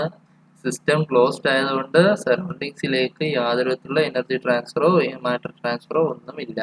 സോ നോ ഇക്വിലിബ്രിയം അറ്റൈൻ, സറൗണ്ടിങ്സിലായിട്ട് ഇക്വിലിബ്രിയം അറ്റൈൻ ചെയ്യുന്നില്ല. In this system initial state is P1 V1 T1 changes to P2 V2 T2. For that, some amount of work must be done to change from P1 V1 T1 to P2 V2 T2, but will not make equilibrium with the surrounding. പറയാൻ കാരണം എന്ന് വെച്ച് കഴിഞ്ഞാൽ അങ്ങനെ will not make equilibrium with surroundings എന്ന് പ്രത്യേകം എടുത്ത് പറയാൻ കാരണം P0 V0 T0 നമ്മൾ ഓൾറെഡി നമ്മളിവിടെ ഒരു ഗ്രാഫ് വരച്ചു, PV ഗ്രാഫ് നമ്മളിവിടെ വരച്ചിട്ടുണ്ടായിരുന്നു. അതിൻ്റെ അകത്ത് ഫസ്റ്റ് എന്ന് വെച്ച് കഴിഞ്ഞാൽ അതിൻ്റെ ഇനീഷ്യൽ സ്റ്റേറ്റ് ഉള്ളത് P1 എന്ന സ്റ്റേറ്റ്. ഇതെന്താണ്? P0 എന്താണ്? Atmospheric state. ഇത് അറ്റ്മോസ്ഫിയറിക്ക് വരണമെങ്കിൽ താണ്ട് ഈ ഒരു പോയിന്റുമായിട്ട് വന്നാൽ മാത്രമേ നമുക്ക് എന്ത് ചെയ്യത്തുള്ളൂ? അതിൻ്റെ അറ്റ്മോസ്ഫിയറിലുള്ള സ്റ്റേറ്റിൽ ഇവിടെ എന്താ സംഭവിക്കുന്നുണ്ട്? അറ്റ്മോസ്ഫിയറിന്റെ യാതൊരു വിധത്തിലുള്ള കോൺടാക്റ്റും ഇല്ല. ഇവിടുന്ന് സംഭവിക്കുന്ന ആ ഒരു സിസ്റ്റത്തിന്റെ അകത്ത് നിന്നും P1 സാധനം എവിടെയിട്ട് മാറുന്നുള്ളൂ? P2യിലേക്ക് മാറുന്നുള്ളൂ. അപ്പൊ അതാണ് നമ്മളിവിടെ എഴുതിയിരിക്കുന്നത്. P1 നിന്നും P2യിലേക്ക് മാറാൻ എടുക്കുന്ന ആ ഒരു വർക്ക് ഔട്ട്പുട്ട്. ഓക്കെ, അപ്പൊ P1 നിന്നും P2യിലേക്ക് മാറാൻ എടുക്കുന്ന ആ ഒരു വർക്ക് ഔട്ട്പുട്ടിന്റെ ഇക്വേഷൻ ആണ് നമ്മളിവിടെ എടുത്തേക്കുന്നത്. അപ്പൊ മാക്സിമം വർക്ക് ഔട്ട്പുട്ടിന്റെ ഇക്വേഷൻ ആണ് U1 minus U2 minus T0 into S1 minus S2. ഇത്രയും നിങ്ങൾ ഈ ഇക്വേഷൻ നമ്മൾ പഠിച്ചു വെച്ചാൽ മതി. മാക്സിമം ഇപ്പം ക്വസ്റ്റിൻ്റെ അകത്ത് പറയാം it is let it be A closed system, അതിൻ്റെ ഇനീഷ്യൽ ടെമ്പറേച്ചർ ഇതാണെന്നൊക്കെ നമ്മൾ പറഞ്ഞു. എന്നിട്ട് നമ്മളോട് കണ്ടുപിടിക്കേണ്ടത് അതിൻ്റെ മാക്സിമം വർക്കാണ് കണ്ടുപിടിക്കേണ്ടത്. അപ്പോൾ ഉപയോഗിക്കേണ്ട ഇക്വേഷനാണ് നമ്മൾ ഈ കാണുന്നത്. W max is equal to U1 minus U2 minus T0 into S1 minus S2. ഇതിൻ്റെ അകത്ത് T0 എന്ന് വെച്ച് കഴിഞ്ഞാൽ അറ്റ്മോസ്ഫിയറിക് ടെമ്പറേച്ചർ ആണ് കേട്ടോ. കാരണം പറയാൻ കാരണം വെച്ച് കഴിഞ്ഞാൽ നമ്മളിവിടെ പറയുന്നുണ്ട് ഇവിടെ ഇക്വിലിബ്രിയം അറ്റൈൻ ചെയ്യുന്നത്. പക്ഷേ ക്വസ്റ്റിൻ്റെ അകത്ത് പറയും നമ്മൾ എന്താണ് ഈ രണ്ടാമത്തെ സ്റ്റേറ്റ് കുറേ നേരം കഴിയുമ്പോൾ നമ്മുടെ അറ്റ്മോസ്ഫിയറുമായിട്ട് ഇക്വിലിബ്രിയത്തിലാകും. അപ്പോൾ എന്ത് നമുക്ക് പറയാം, T2 T0 ഈക്വൽ ആണെന്ന് പറയാനുള്ള കണ്ടീഷൻ എടുക്കാൻ പറ്റും. അതുകൊണ്ടാണ് നമ്മളോട് ഞാനിപ്പോൾ അത് നിങ്ങൾ പറഞ്ഞേക്കുന്നത്. ഓക്കെ, അടുത്ത U1 എന്താണ്? U1 എന്ന് വെച്ച് കഴിഞ്ഞാൽ നമ്മുടെ ഇന്റേണൽ എനർജി ആയിരുന്നു. അത് U1 is mCV T1, U2 എന്ന് വെച്ചാൽ mCV T2. രണ്ട് ഇക്വേഷൻ കിട്ടിയല്ലോ. Internal energy of the system at state 1, state 1ലുള്ള ഇക്വേഷനും internal energy change at state 2. അപ്പോൾ അടുത്തത് T0 ഞാൻ ഓൾറെഡി പറഞ്ഞു. S1 മൈനസ് S2 എന്താണ്? Change in entropy. നമ്മളത് ഓൾറെഡി നമ്മൾ ഡിറൈവ് ചെയ്ത സാധനം. ഇനി നമുക്ക് S1 മൈനസ് S2ന് നമുക്ക് ഇക്വേഷൻസ് ഉണ്ട്. അതിന് രണ്ട് തരത്തിലുള്ള ഇക്വേഷൻ ഉണ്ട്. അത് നമ്മളിപ്പോൾ അങ്ങോട്ട് ചെല്ലുമ്പോൾ നമ്മളത് പഠിക്കും. ഇങ്ങനെ മാക്സിമം ഇനി അടുത്തത് എത്രമാത്രം യൂസ്ഫുൾ വർക്ക് നമുക്ക് അതിൽ നിന്ന് കിട്ടുന്നുണ്ട്. ഇതിൻ്റെ അകത്ത് നിങ്ങളെ ഇതും താഴത്ത് നമ്മൾ കോംപ്ലിക്കേറ്റഡ് ആക്കണ്ട, രണ്ടും പറഞ്ഞു തരുന്ന ഓൾമോസ്റ്റ് സെയിം തന്നെയാണ്. ഇക്വേഷൻ്റെ അകത്ത് വ്യത്യാസം വരുന്നുണ്ട് കേട്ടോ. മാക്സിമം യൂസ്ഫുൾ വർക്ക് അഥവാ W useful. Initially the system was at P1 V1. നമ്മൾ പറഞ്ഞ സിസ്റ്റം എന്താണ്? അതിൻ്റെ ഇനീഷ്യൽ സ്റ്റേറ്റ് ആയ P1 V1 then it expands to V2. അതെന്ത് ചെയ്തു? അത് എക്സ്പാൻഡ് ചെയ്ത് അത് V2 എന്ന് പറയുന്ന സ്റ്റേറ്റിലേക്ക് വന്നു. എന്നാലും നമ്മൾ എന്തിലെത്തില്ല? V0യിൽ നമ്മൾ ഇതുവരെ എത്തിയിട്ടില്ല. കാരണം എന്താണ്? ഇതൊരു ക്ലോസ്ഡ് സിസ്റ്റത്തിന്റെ കേസ് ആയതുകൊണ്ടാണ് പറഞ്ഞത്. Four that the system must do. അപ്പം V1 നിന്നും അത് എവിടേക്ക് വന്നു? V2 വന്നു. അപ്പൊ എന്താണ്? വോളിയം ചേഞ്ച് ആയിട്ടുണ്ട്. വോളിയം ചേഞ്ച് ആയപ്പോൾ നമുക്ക് എന്ത് കിട്ടുന്നുണ്ട്? ഒരു വർക്ക് ട്രാൻസ്ഫർ ഉണ്ടായതുകൊണ്ടാണ് നമുക്ക് V1 നിന്നും V2 വന്നത്. For that the system must do a work to the surrounding. Work done to expand will be reduced from the maximum work to get the maximum useful work. ഇത് expand ചെയ്യാനുള്ള work നമ്മൾ എതിൽ നിന്ന് കുറയ്ക്കും എന്ന് പറയുന്നു? ഇവിടെ പറഞ്ഞ Wmaxൽ നിന്ന് കുറയ്ക്കും എന്നാണ് അവിടെ പറയുന്നത്. അപ്പൊ അങ്ങനെ അതിൽ നിന്ന് കുറച്ച് കഴിഞ്ഞിട്ടുള്ളത് പിന്നുള്ള മിച്ചമുള്ളതാണ് നമ്മുടെ യൂസ്ഫുൾ വർക്ക്. എക്സ്പാൻഡ് ചെയ്യാനെടുത്ത ആ വർക്ക് അവിടെ കഴിഞ്ഞു. അതിനുശേഷം പിന്നെ നമുക്ക് ഉപയോഗിക്കാൻ കിട്ടുന്ന ആ വർക്കിനെയാണ് നമ്മൾ യൂസ്ഫുൾ വർക്ക് എന്ന് നമ്മൾ പറയുന്നത്. വർക്ക് ഡൺ ടു എക്സ്പാൻഡ് ചെയ്യാനുള്ള വർക്ക് W=PdV. നമുക്ക് ഓൾറെഡി അറിയാം equation. Expansion is against surrounding. Expansion എന്താണ്? സറൗണ്ടിങ്സിന് അഗൈൻസ്റ്റ് ആയതുകൊണ്ട് നമുക്ക് എന്ത് പറയാം? നമുക്ക് P0 into V2 - V1 എന്ന് നമുക്ക് പറയാം. കാരണം എന്താണ്? സറൗണ്ടിങ്സിന്റെ അകത്തുള്ള പ്രഷർ, സറൗണ്ടിങ്സിലെ പ്രഷർ എന്ന് വെച്ച് കഴിഞ്ഞാൽ P0 ആണ്. നമുക്ക് അതിൻ്റെ അകത്തെ ചേഞ്ച് ഇൻ വോളിയം, എക്സ്പാൻഷൻ എവിടെ നിന്നും എവിടേക്കാണ്? V1 നിന്നും V2 വന്നത്. അപ്പൊ ചേഞ്ച് ഇൻ വോളിയം എന്താണ്? V2 - V1. അപ്പം സറൗണ്ടിങ്സിലേക്ക് എക്സ്പാൻഡ് ചെയ്തിട്ട് നമുക്ക് എന്താ പറയാം? P0 into V2 - V1 എന്ന് നമുക്ക് എഴുതാൻ പറ്റും. W useful is equal to Wmax minus P0 into V2 - V1. ഇവിടെ എന്താണ് പറയുന്നത്? W useful കിട്ടണമെങ്കിൽ നമ്മൾ മേളിൽ കണ്ടുപിടിച്ച Wmaxൽ നിന്നും Wmax minus of നമ്മളിവിടെ എക്സ്പാൻഷൻ അഗൈൻസ്റ്റ് വോളിയം, അത് ആ ഒരു വോളിയം എക്സ്പാൻഷനിൽ ഡിലീറ്റ് മൈനസ് ചെയ്ത് കളയുമ്പോഴാണ് യൂസ്ഫുൾ വർക്ക് കിട്ടുന്നത്. Okay. W useful is equal to U1 - U2 minus U1 - നമ്മൾ മേളിൽ എഴുതിയ അത് ഇക്വേഷൻ ഒന്നുകൂടെ എഴുതി വെക്കുന്നതാണ്. U1 - U2 minus T0 into S1 - S2. അത് നമ്മളിവിടെ താഴെ ഒന്നുകൂടെ എന്ത് ചെയ്തു? U1 - U2 minus T0 into S1 - S2 minus of P0 into V2 - V1. അതാണ് ഇവിടെ എഴുതിയേക്കുന്നത്. ഓക്കെ, നമ്മൾ എഴുതിയ സാധനം ഒന്നുകൂടെ എഴുതി വെച്ചെന്നേ ഉള്ളൂ. Okay. Wmax and W useful is also known as decrease in availability. ചിലപ്പോൾ ക്വസ്റ്റ്യനിൽ ചോദിക്കും ഡിക്രീസ് ഇൻ അവൈലബിലിറ്റി കൂടി കണ്ടുപിടിക്കാൻ പറയും. അപ്പോൾ ചിലപ്പോൾ ക്വസ്റ്റ്യൻ്റെ അകത്ത് അവർ പറയുകയാണ് വോളിയം ചേഞ്ച് സംഭവിക്കുന്നുണ്ട്. വോളിയം ചേഞ്ച് ഉണ്ടെങ്കിലല്ലേ നമുക്ക് എന്ത് കിട്ടത്തുള്ളൂ? V1 V2 കിട്ടത്തുള്ളൂ. നമുക്കത് നമ്മളത് ചെയ്യുമ്പോൾ നമുക്ക് മനസ്സിലാവും. വോളിയം ചേഞ്ച് ക്വസ്റ്റ്യൻ്റെ അകത്ത് എവിടെയെങ്കിലും പറഞ്ഞിട്ടുണ്ടെങ്കിൽ മാത്രം നമുക്ക് ഈ ഇക്വേഷൻ ഉപയോഗിച്ചാൽ മതി. കാരണം എന്താണ്? നമുക്ക് ഇത് സബ്സ്റ്റിറ്റ്യൂട്ട് ചെയ്യാനുള്ള വാല്യൂസ് നമ്മുടെ ഇല്ല. അതുകൊണ്ട് ഓക്കെ. ഇനി അടുത്തത് ഇറിവേഴ്സിബിലിറ്റിയുടെ ഇക്വേഷൻ ഇട്ടുണ്ട്. ഇറിവേഴ്സിബിൾ ഇക്വേഷൻ എന്ന് വെച്ചാൽ I = Wmax minus W actual. നമ്മളെന്താണ് നമുക്ക് യൂസ്ഫുൾ വർക്ക് കിട്ടിയത് എങ്ങനെയാണ്? W മാക്സിമം വർക്കിൽ നിന്നും എന്ത് P0 into V2 - V1 ചെയ്തപ്പോഴാണ് നമുക്ക് എന്ത് കിട്ടിയത്? നമുക്ക് യൂസ്ഫുൾ വർക്ക് കിട്ടിയത്. ഇനി അതേപോലെ ഇറിവേഴ്സിബിലിറ്റിയുടെ കേസ്, ഇറിവേഴ്സിബിലിറ്റിനെ നമ്മൾ I എന്ന് പറഞ്ഞ റെപ്രസെന്റ് ചെയ്യണം. അപ്പൊ ഇറിവേഴ്സിബിലിറ്റി നമുക്ക് കിട്ടിക്കഴിഞ്ഞ് കഴിഞ്ഞാൽ നമുക്ക് എങ്ങനെയുണ്ട്? T0 into S2 - S1 എന്ന് പറയുന്ന ഇക്വേഷനാണ് നമ്മൾ ഉപയോഗിക്കുന്നത്. എന്ന് വെച്ച് കഴിഞ്ഞാൽ ഇവിടെ നമുക്ക് മേളിൽ തന്നിട്ടുണ്ട് Wmax minus W actual. അതിന് ഇക്വേഷൻ എന്ന് വെച്ച് കഴിഞ്ഞാൽ നമുക്ക് W actual നമുക്ക് അറിയാവുന്ന ഇക്വേഷൻ ഇല്ലേ? Q = dU + W. അത് വെച്ച് നമുക്ക് കണ്ടുപിടിക്കാൻ പറ്റും. പക്ഷേ ഇതൊന്നും ചെയ്യാതെ നിൽക്കണ്ട. ക്വസ്റ്റ്യനിൽ തന്നിട്ടുണ്ടെങ്കിൽ നമുക്ക് ഈ ഒരു ഇക്വേഷൻ ഇട്ട് നമുക്ക് സബ്സ്റ്റിറ്റ്യൂട്ട് ചെയ്താൽ മതി. റിവേഴ്സിബിലിറ്റി കണ്ടുപിടിക്കാൻ പറഞ്ഞു കഴിഞ്ഞാൽ അറ്റ്മോസ്ഫിയറിക് ടെമ്പറേച്ചർ തന്നിട്ടുണ്ടാവും. പിന്നെ S2 - S1 ഇതങ്ങ് ചെയ്താൽ മതി. അധികം കോംപ്ലിക്കേറ്റഡ് ആക്കണ്ട. ഈ ഇക്വേഷൻ നമ്മൾ പഠിച്ചു വെച്ചിട്ടാൽ മാത്രം മതി. ഇനി അടുത്തത് maximum work done by an open system. ഇനി നമ്മൾ ഏതാ നമ്മൾ പറഞ്ഞത്? ഒരു ക്ലോസ്ഡ് സിസ്റ്റത്തിന്റെ കാര്യമായിരുന്നു നമ്മൾ പറഞ്ഞത്. ക്ലോസ് സിസ്റ്റത്തിന്റെ കാര്യം പറഞ്ഞു. ഇനി നമ്മൾ എന്താണ്? ഓപ്പൺ സിസ്റ്റത്തിന്റെ കേസ് നമ്മൾ പറയാം. അതിൻ്റെ അകത്ത് നമ്മൾ എക്സാമ്പിൾ ആയിട്ട് എടുക്കുന്നതാണ് ടർബൈൻ. ടർബൈൻ പറയാൻ കാരണം എന്ന് വെച്ചാൽ അതിൻ്റെ അകത്ത് എന്തുണ്ട്? ഒരു മാസ് ട്രാൻസ്ഫർ ഉണ്ട്, അല്ലെ? മാസ് ട്രാൻസ്ഫർ ഉണ്ട്. അതുകൊണ്ടാണ് നമ്മൾ ടർബൈൻ നമ്മൾ പറഞ്ഞത്. മാസ് ട്രാൻസ്ഫർ ഉണ്ട് ടർബൈൻ. അതെന്താണ്? ഒരു ഓപ്പൺ സിസ്റ്റം ആണ്. അതിൻ്റെ അകത്ത് വേറെ നമ്മൾ കൂടുതലായിട്ട് ഇതിൻ്റെ അകത്തൊന്നും പറയുന്നില്ല. മുകളിൽ കാണിച്ചേക്കുന്ന ആ ഒരു U1 ഉള്ള ഇക്വേഷനിലെ U1 - U2 Wmax, അതിനകത്ത് നമ്മൾ U1നെയും U2നെയും H എന്ന് പറയുന്ന ടേം വെച്ച്, എൻതാൽപ്പി എന്ന് പറയുന്ന ടേം വെച്ച് നമ്മൾ മാറ്റി എഴുതുന്നത്.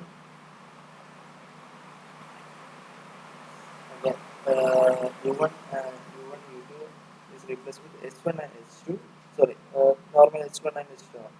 W max work max maximum work എന്ന് വെച്ചാൽ H1 minus H2 minus T0 into S1 minus S2. അപ്പോൾ Hന്റെ ഇക്വേഷൻ എത്രയാണ്? MCP ആണ്. സോറി, MCP T1 മറ്റേത് സോറി, അത് നമ്മളവിടെ ഇത് പറഞ്ഞിട്ടില്ലല്ലോ. ഓക്കെ, എച്ചിന്റെ ജനറൽ ഇക്വേഷൻ ആണ് ഇവിടെ എഴുതിയിരിക്കുന്നത്. അപ്പൊ H1 ആണെങ്കിൽ എന്ത് വരും? H1 ആണെങ്കിൽ MCP T1 H2 ആണെങ്കിൽ MCP T2 വരും. അത്രേ ഉള്ളൂ. ഇനി എന്താണ് യൂസ്ഫുൾ വർക്ക് വരണമെങ്കിൽ നമുക്ക് എന്ത് സെപ്പറേറ്റ് ഡിവൈഡ് ചെയ്താൽ മതി? മൈനസ് ചെയ്താൽ മതി. T0 into V2 minus V1. Expand ചെയ്യാനുള്ള വർക്ക് അത് അവിടുന്ന് കളയണം, മാറ്റണം, മൈനസ് ചെയ്യണം. അപ്പം useful maximum work minus T0 into V2 minus V1. അപ്പോൾ നമുക്ക് എന്തെങ്കിലും യൂസ്ഫുൾ വർക്ക് കിട്ടി. യൂസ്ഫുൾ വർക്ക് എന്ന് വെച്ച് കഴിഞ്ഞാൽ നമുക്ക് അതിനെ എക്സ്പാൻഡ് ചെയ്ത് കഴിഞ്ഞാൽ H1 minus H2 minus T0 into S1 minus S2 minus T0 into V2 minus V1. ഇത്രയും നമുക്ക് കിട്ടിയല്ലോ. ആ ഇക്വേഷനും കിട്ടി. ഏതിനാണ്? ക്ലോസ്ഡ് സിസ്റ്റം വരുമ്പോൾ ക്ലോസ്ഡ് സിസ്റ്റത്തിന് U1 U2 എന്ന് വരുന്നത്. ഓപ്പൺ സിസ്റ്റത്തിന് വരുന്നത് ഏതാണ്? H1 and H2. H1 and H2ൻ്റെ അത് എച്ചിന്റെ വാല്യൂ MCP ആണ് നമ്മൾ ചെയ്യേണ്ടത്. MCP എന്ന് പറയുന്ന ഇക്വേഷൻ ഉപയോഗിച്ചാണ് നമ്മൾ ചെയ്യേണ്ടത്. MCPT എന്ന് പറയുന്ന ഇക്വേഷൻ. എം നമ്മൾ സ്പെസിഫൈ ചെയ്യാൻ കാരണം എന്ന് വെച്ച് കഴിഞ്ഞാൽ ചില കേസിൻ്റെ അത് ആദ്യം പറയാം 2 kilogram of air അല്ലെങ്കിൽ 5 kilogram of വാട്ടർ അല്ലെങ്കിൽ എന്തെങ്കിലും fluid.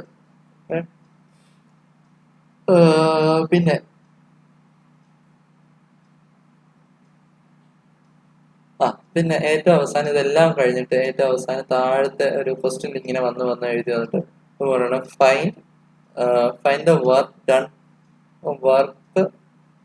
Done per kilogram of water എന്നോ അങ്ങനെ എന്തെങ്കിലും സംഭവിച്ചേക്കും. ഇപ്പൊ നമ്മൾ 5 kilogram എയർ ആണെങ്കിൽ അല്ലെങ്കിൽ അങ്ങനെയാണെങ്കിൽ അപ്പൊ per kilogram of air 1 kilogram of air അതെന്ന് വെച്ചാൽ പെർ കിലോഗ്രാം എന്ന് വെച്ച് കഴിഞ്ഞാൽ എം എത്രയായിരിക്കും? എം എന്ന് വെച്ചാൽ 1 ആയിരിക്കും. ഇവിടുത്തെ എം എത്രയായിരിക്കും? 2 ഇവിടെ 5 ഒക്കെ ആയിരിക്കും. മനസ്സിലായി? അങ്ങനെയാണ് നമുക്ക് എമ്മിന്റെ വാല്യൂ സബ്സ്റ്റിറ്റ്യൂട്ട് ചെയ്യാനുള്ളത്. അല്ലാണ്ട് ഇപ്പൊ ക്വസ്റ്റ്യനിൽ ഡയറക്റ്റ് ഇപ്പൊ എത്രയാണ് 1 എന്നോ 2 എന്നോ തരണമെന്നില്ല. പെർ കിലോഗ്രാം ആണെങ്കിൽ എം 1 ആയിരിക്കും. W useful is equal to H1 minus H2 minus T0 into S1 minus S2. ഇതാണ് നമ്മുടെ നേരത്തെ എഴുതിയ ഇക്വേഷൻ. ഇറിവേഴ്സിബിലിറ്റിയുടെ കാര്യം നമ്മൾ ഒന്നുകൂടെ എഴുതി വെച്ചു. Irreversibility is equal to I is equal to T0 into S2 minus S1. നേരത്തെ അത് സെയിം ഇക്വേഷൻ ആണ് നമ്മൾ എഴുതിയത്. ഞാൻ നേരത്തെ പറഞ്ഞായിരുന്നു S2 minus S1 അല്ലെങ്കിൽ ചേഞ്ച് ഇൻ എൻട്രോപ്പിയുടെ ഇക്വേഷന് വ്യത്യാസമുണ്ട്. ചേഞ്ച് ഇൻ എൻട്രോപ്പിയുടെ ഇക്വേഷന് ഒരു വ്യത്യാസം എന്ന് വെച്ച് കഴിഞ്ഞാൽ നമ്മൾ ഇവിടെ രണ്ട് തരത്തിലുള്ള ഇക്വേഷൻ ഉണ്ട്. ഒന്ന് S2 minus S1 is equal to MCB ഇവിടെ CP ആണ്. രണ്ടാമത്തെ ഇക്വേഷൻസ് MCP ആണ് തന്നിട്ടുള്ളത്. അപ്പോൾ CB ആണ് തന്നേക്കുന്നെങ്കിൽ ഈ ഇക്വേഷനും CP ആണ് തന്നേക്കുന്നെങ്കിൽ ഈ ഇക്വേഷനാണ് നമ്മൾ ഉപയോഗിക്കുന്നത് കേട്ടോ. അതിൻ്റെ അത് നമ്മൾ ഈ എടുക്കുന്ന ഇതിനെ പറ്റി ഡിപ്പെൻഡ് ചെയ്തിരിക്കും. അത് നമുക്ക് പ്രോബ്ലം ചെയ്യുമ്പോൾ മനസ്സിലാവും. രണ്ട് ചേഞ്ച് ഇൻ എൻട്രോപ്പിയുടെ രണ്ട് ഇക്വേഷനാണ് തന്നേക്കുന്നത്. MCB ln Tu2 minus T2 by T1 plus MR ln V2 by V1 ln T2 by T1 minus MRL. ഇവിടെ ശ്രദ്ധിക്കേണ്ടത് ഇവിടെ മൈനസ് ഉണ്ട്. MR ln V2 by V1 ആണ്. ഇവിടെ V2 by V1 ആണ്, ഇവിടെ പ്ലസ് ആണ്. പിന്നെ അടുത്തതിൻ്റെ അതുള്ള കോംപ്ലിക്കേഷൻ എന്ന് വെച്ച് കഴിഞ്ഞാൽ ഇക്വേഷൻ നിങ്ങൾ കാണാതെ പഠിച്ചുകൊണ്ട് പോകും. കാരണം ഇവിടെ H1 2 ആണ്, ഇവിടെ 1 2 ആണ്, ഇവിടെ 2 1 ആണ്. ഇവിടെ ശ്രദ്ധിക്കേണ്ടത് വെച്ച് കഴിഞ്ഞാൽ S1 മൈനസ് S2 ആണ്. ഇവിടെ ശ്രദ്ധിക്കുക റിവേഴ്സിബിലിറ്റി ഇക്വേഷൻ വന്നപ്പോൾ എന്താണ്? S2 മൈനസ് S1 എന്നാണ് വന്നേക്കുന്നത്. പിന്നെ യൂസ്ഫുൾ വർക്കിൻ്റെ അകത്ത് എല്ലായിടത്തും എന്താണ്? നെഗറ്റീവ് സൈൻ മാത്രമേ ഉള്ളൂ. Minus minus minus minus negative sign മാത്രമേ ഉള്ളൂ. ഇതിൻ്റെ അകത്ത് മൈനസ് ചെയ്തിരുന്നത് H1 1 2 1 2. പിന്നെ എന്താണ് ഈ എക്സ്പാൻഷൻ വരുമ്പോൾ നമുക്ക് ഓൾറെഡി അറിയാം എങ്ങനെയായിരിക്കും വരുന്നത്. എക്സ്പാൻഷൻ ചെറിയ വോളിയത്തിൽ നിന്ന് വലിയ വോളിയത്തിലേക്കാണ് മാറുന്നത്. അപ്പം എന്താണ് അത് V2 മൈനസ് V1 എന്നേ വരുത്തുള്ളൂ. V2 മൈനസ് V1 എന്നേ വരുത്തുള്ളൂ. ഇത്രയും ചില കാര്യങ്ങൾ മാത്രം പഠിച്ചാൽ. ഇനി ചേഞ്ച് ഇൻ എൻട്രോപ്പി, എൻട്രോപ്പിയുടെ രണ്ട് ഇക്വേഷനാണ് ഇവിടെ തന്നിരുന്നത്. ഓക്കെ, ഇത്രയും മനസ്സിലായി കാണുമെന്ന് ഞാൻ വിചാരിക്കുന്നു. കാരണം ഫുൾ ഡീറ്റെയിൽസ് ഞാൻ ഈ PPT തന്നെ ഇട്ടിട്ടുണ്ട്. ഓക്കെ.